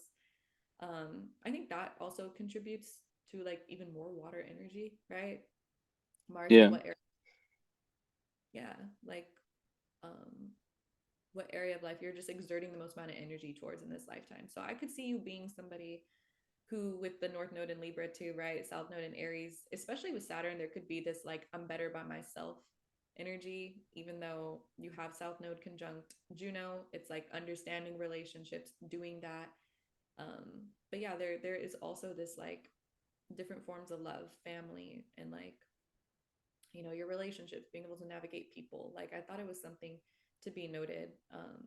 Just like how good you are with all types of people, and yeah, the family dynamics too, like I see in Cancer. Um, there's a lot of beauty there with motherhood. I'm very curious on like your relationship with motherhood and stuff like that. You have Sarah's and Moon and Vesta in the eighth, which I feel like there could be some timelines in your lifetime around like motherhood, even like taking care of things like animals, like Jesse said. So Jesse owns 5 cats. And even when he had 3 cats, it's like Jesse's like Chiron and Cancer, like he's such a good cat dad. He's really good at taking care of things. Like in it yeah, he just can't help himself. Like he's gonna go grab one of his children right now. I already know it. And like I could see you being somebody like pretty similar, like where I feel like you value the role of like kind of making a difference in people's lives through like nurturing, through like feeling, right? Just like it doesn't really have to be traditional, right? That could also be Lilith in the fourth house. Like maybe you don't want the picket fence, right? But there's like there's beauty in relationships. It's just, I mean, that's going back to the Libra, but like really tying some of these parts together. Like the fourth house, we didn't talk about that much, but like I think that's how it really relates to like some of your eighth house things, like behind closed doors. I think the more that motherhood, those like deeper aspects of like your real understanding of people and like how dynamics work, I think if you have a good idea of that. Yeah, definitely. I think, yeah, I think, yeah, you really, really have this gift of diplomacy and being able to give people what they need when they need it. And to be the person in between two parties that are fighting that can kind of bring them together, bring peace. And yeah, Venus fifth house is great for kids, right? So and it's great for romance. You know, fifth house is like kind of the initial flingy fun stage, right? Um so it can kind of create like it with Jupiter trining it, it can create like a nice romantic life for sure. Mm-hmm. And yeah, I just think that, you know, another thing, if we think of like the South Node, like Saturn and Juno being opposite the North Node, one I just think it speaks to the importance of the partner you choose. Just it's so important, you know, because if you think of like Juno opposite North Node, one could say, okay, well maybe that in Juno and Aries could have been like a past life partner that was overbearing. Um, you know, with Saturn too, that kind of kept you away from pursuing these dreams of yours, you know, like actually putting, you know, like the astrology, let's say it's that, right? Like actually like doing the work to get there. Um, so I think that just goes back to like the need for being very selective with who you do let in, because a lot of fifth house Venus people, they have options, you know. They tend to be pretty good at, you know, because romance and stuff, some people are better at than others in the sense of like, you know, the beginning stages of love, you know. And you know, if you think of the fifth, sixth, seventh, eighth is all houses related to love, the fifth is the initial stage. So you have Venus there, so that's obviously going to bring lots of like good fortune in that area. Sixth house is more about the day to day. Um, and it's a little bit less romantic than fifth, seventh, and eighth. But then, you know, the seventh being like, and the eighth being like, you know, the way more, you know, seventh is like marriage and just like really, you know, those close relationships, partnership, and eighth house is how one is transformed through those partnerships. So I think that it's interesting because there's this lightness at the start. I could see you having relationships that are very like they start out very light. Um, but then they become really intense, you know, and really, really like life changing. Um, and it's just interesting to think about, right? Because imagine you just have this very like chill, like, oh, it's so nice, it's laid back, and then it just flips to this something where I'm not saying bad intense. I'm just saying like it's almost surprising to where it's like, how did this thing that was just so chill turn to something that's so life changing and really like, you know, we're showing each other shadows and we're mirroring each other's shadows and all of this stuff, but you know, the beauty of Sag Moon is just the ability to see the big picture, you know, to really like even in the most tense times to be able to understand, okay, I'm here right now And it's like I always think of like someone's like sinking in water, or not sinking, like just someone who's like in this like water in this lake, and the Sag moon gives the ability to kind of be on the summit of that mountain, to where it's like, okay, yes, I'm still going through this shit, metaphor of being, kind of stuck in the lake, but I have the ability to also have this big vision of what it means. And it's so helpful. And that's why I personally think Sag moon's the best moon, but that's just obviously like, you know, there's no such thing as the best moon, but it's my favorite moon because um like, I mean, so many of my friends are Sag moons, and I feel like there's always this glass half full.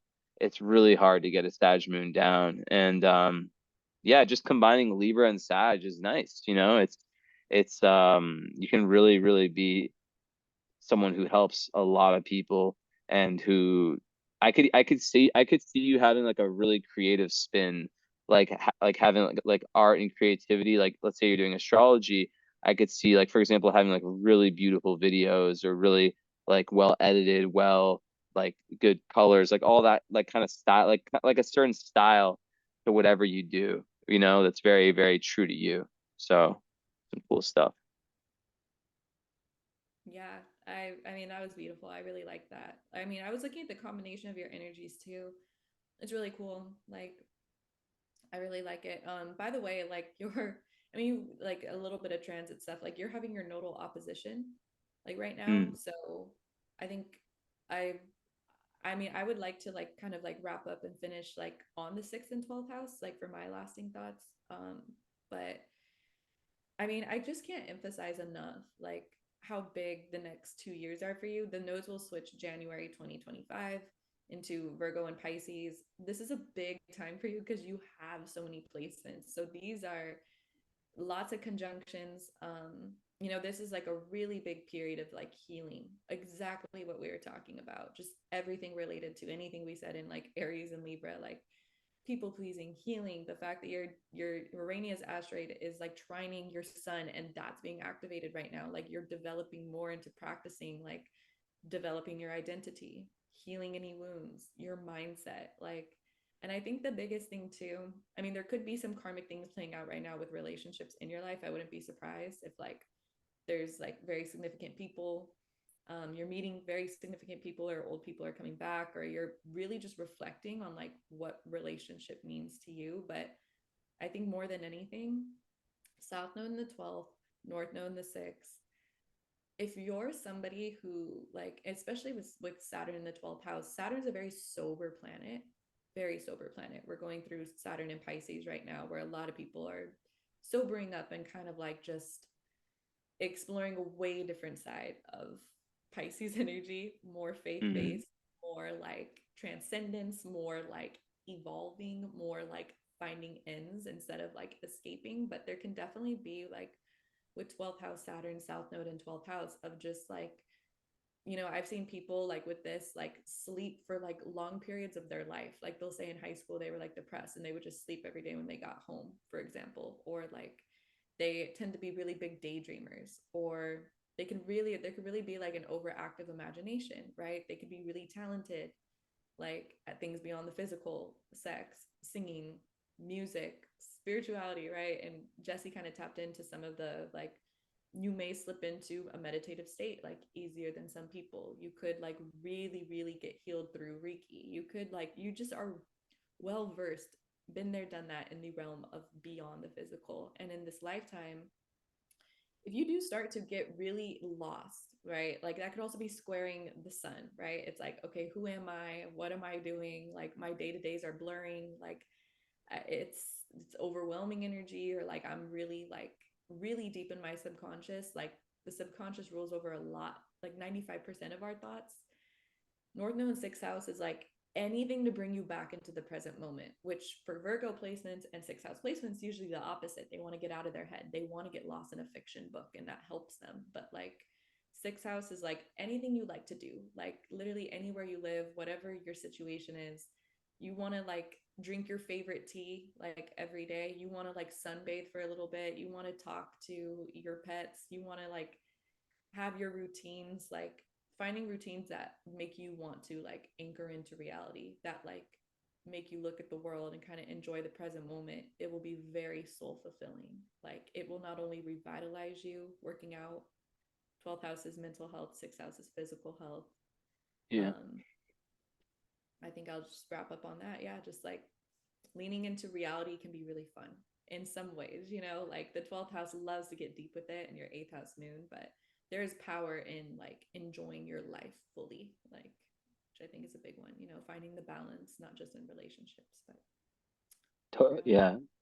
No, that's really well said. Exactly, with mental health, physical health. Yeah, that combination is so huge. And it's like once you find that good balance, it's massive, right? And even with Saturn 12th, it's like the best advice, Saturn 12th, sometimes people can feel like a lot of issues with opening up to people. Like they can feel very lonely, even like amongst other people. And it's just all about having like a sense of humor about life, you know? Like that is the biggest, like laughter is the highest energy. Being able to smile and be goofy, it's so huge. Because like sometimes people with 12th house Saturn, they can, depending on like their trauma or their you know their life and all that karma, they can have like a lot of like defense systems set up, right? And because they're so sensitive to the undercurrents, even if there's not much water, it still is, you know, that's you know there is that need for solitude to kind of recharge, you know. And sometimes people with Saturn the 12th, they can see reality as a lot darker, a lot, like they can see it, they can feel like they can sense reality as like being a lot darker than it really, more dark than it really is. And they can go into like these, yeah, these different like kind of melancholic, kind of depressive phases, you know. And I think this connects perfectly with your North Node with Mercury, because it literally is like it's really hard for 12th house Saturn people to ask for help and to talk about their feelings a lot, you know. Um, so sometimes they'll just lock themselves in, kind of close themselves down. But with North Node in Mercury, it's literally about you being able to come out of that and to be able to speak about your feelings and about these different things that a lot of people with that, sometimes they think like, oh, if I talk about this stuff, people aren't going to like me, or they're, you know, blah blah blah, it's gonna be negative. But what always ends up happening is when you're authentic and when you're able to express yourself in that type of way, people resonate with it. And the people who really resonate with it, those are the people that are really meant for you, right? So it's like that's the whole thing with authenticity. When you're being authentic, the people who really are meant to connect with you, they're gonna come, you know. And then you know for sure you put yourself out there in the universe in that way that's 1,000% you. Well, then you're gonna get other people that are gonna be attracted to your energy, and that's how you're gonna, you know, that's how you make your best friends and best lovers and all that. So yeah. Beautifully said.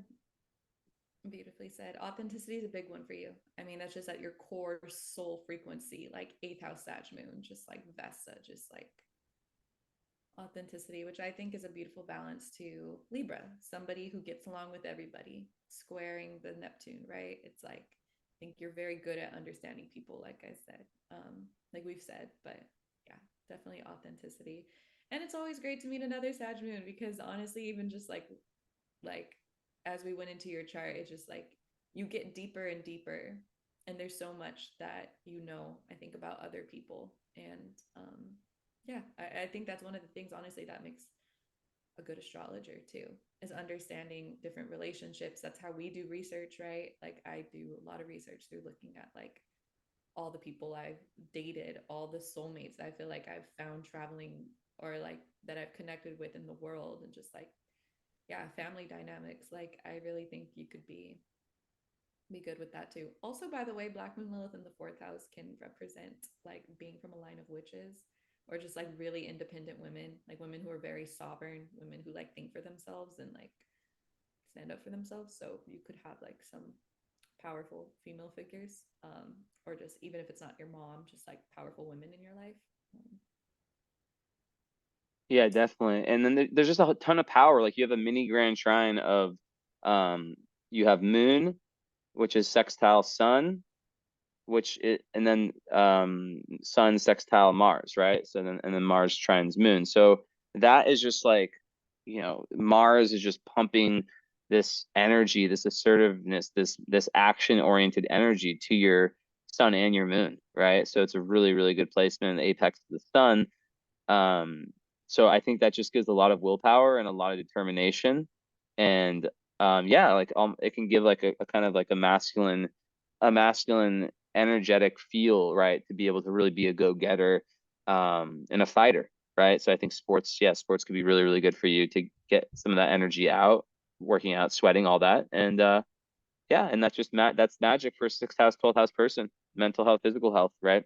And once that is good, that you found the good, balance for that without being too perfectionist, and then the right people in your life, then everything else is possible. It's like the foundation. That's like the foundation. So your life is really about finding these really, really solid foundations and then building huge buildings, cities, on top of that, those solid foundations. So yeah. Yeah, working out really good for a fire Mars, fire moon too. Yeah, a lot of yeah. Leo Mars is very strong, so you might really enjoy. You might love like competition or and even like with your work, Leo Mars people like they want to have fun with what they're doing for work. They want to have a creative, be able to express their inner child through their work. So yeah, just being able to open up to people. People, like I said, it's so important to just be authentic and just like whatever, because like that Libra will sometimes run away from that.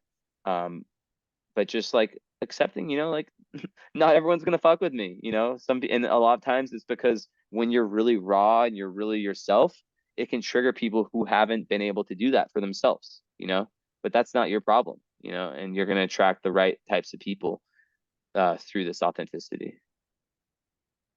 And that leads back to why people might be obsessed with you. Some people can't get deep with themselves, but when the mirror is showing you everything you don't want to see and you feel a little bit of growth, it can feel very soul fulfilling. But that's, I feel like, what you're all about.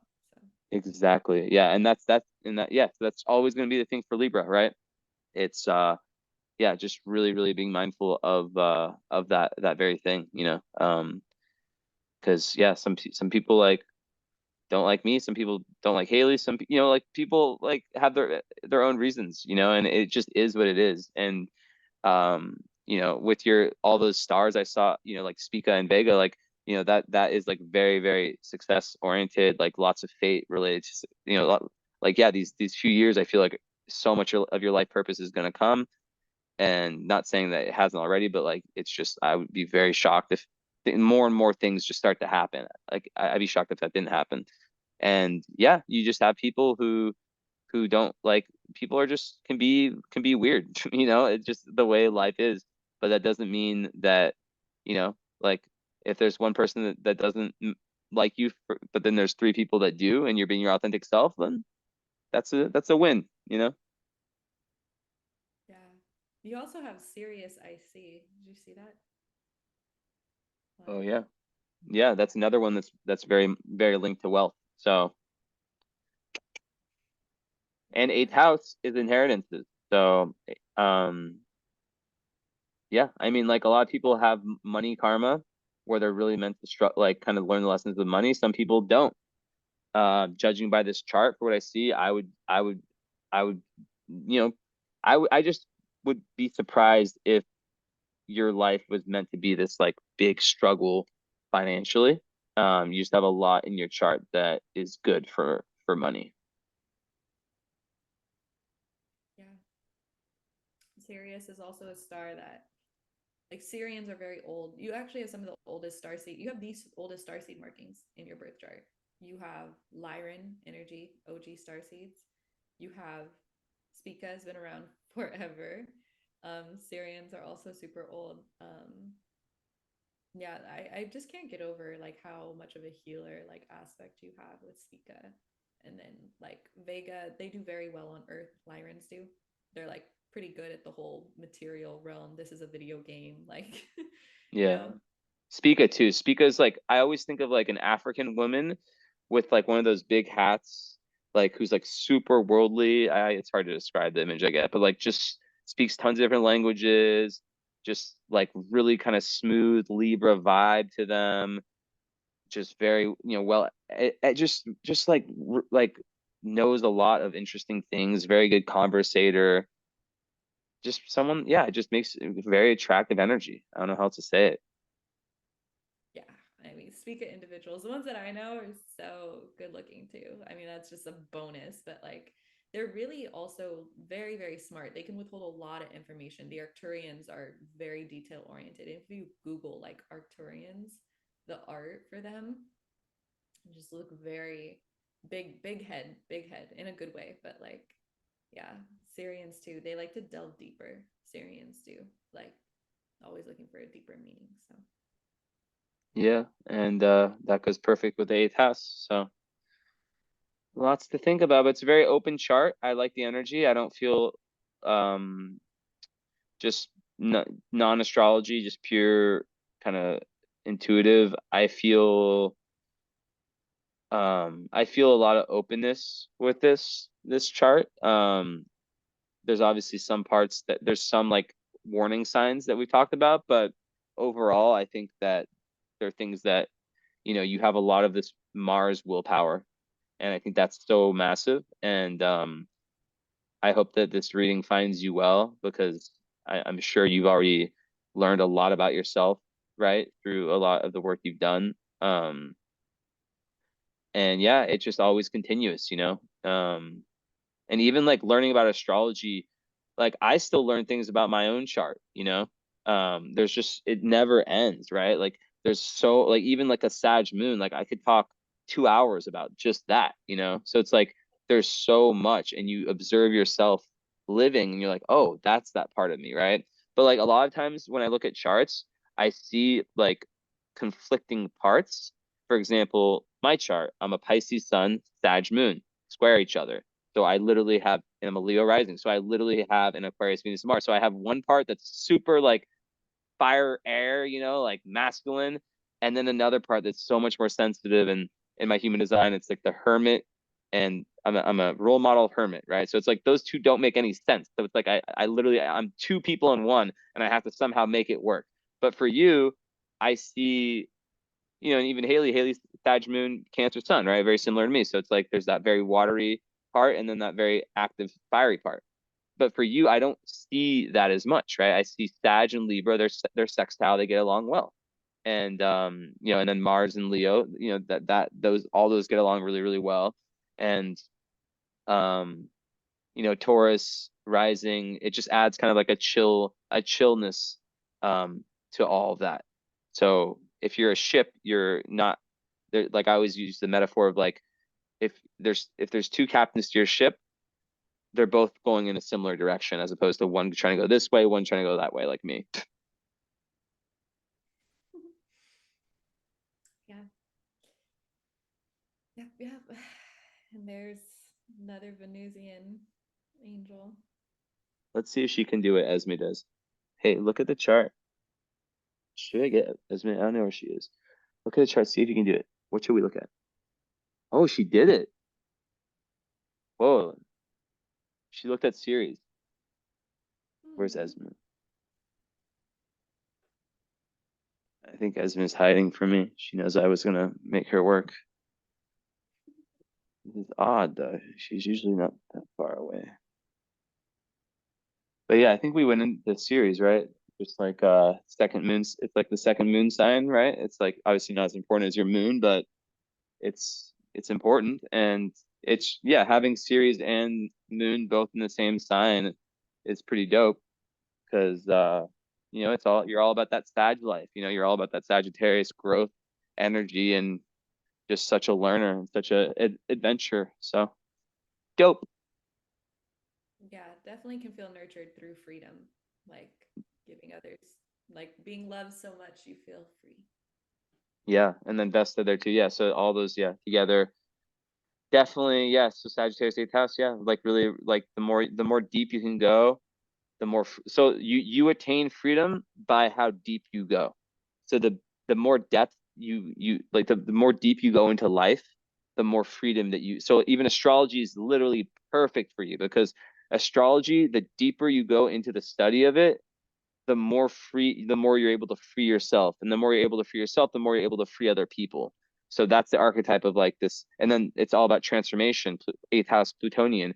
So it's like by you learning, by you experiencing, by you being an adventurous person that's not held back by anything, that's how you maximize everything in this chart. Yep. Couldn't have said it better myself. That's a good one. I mean, I really like your eighth house Sagittarius placements a lot. Same. Mega dope. Mega dope. We both have eighth house and Sagittarius placements. Maybe that's why. Yeah. Yep. Yep. The good. We have a lot in common, us three. Yeah. Well, Lucy, if you have any questions about anything within your reading, feel free to shoot us an email. We can always like elaborate. If you want to just say, hey, you're Sag Moon too, so maybe you connected with us. I always say that like same moon signs feels a lot like soul family. Oh Just yeah. core Especially frequencies. Sag. Especially Sag. It's crazy. Yeah, we're all a good time and very accepting of one another. Yeah. All right. Well, wow, we went 2 hours and 10 minutes. Holy shit. I swear it was an hour 30 like 2 seconds ago. Damn. Time flew. Lost in the sauce. Yeah. All right. Well, I got nothing else. Anything else, Haley? No, I'm good. Thank you for supporting us. And yeah, hit us back with anything. Maybe we'll connect with later in the future. Yes, thank you, thank you. And yeah, if you want a current astrology reading, you can message either one of us. And yeah, and my email is jessenathonastrology@gmail.com, and Haley's is HaleyMoonGirl@gmail.com. perfect. All right, thank you, thank you. I was gonna make a joke to fuck with Haley to say, oh shit, I never hit record, but I don't want to do that. Good one to close us out. The Yeah. second. All right, later.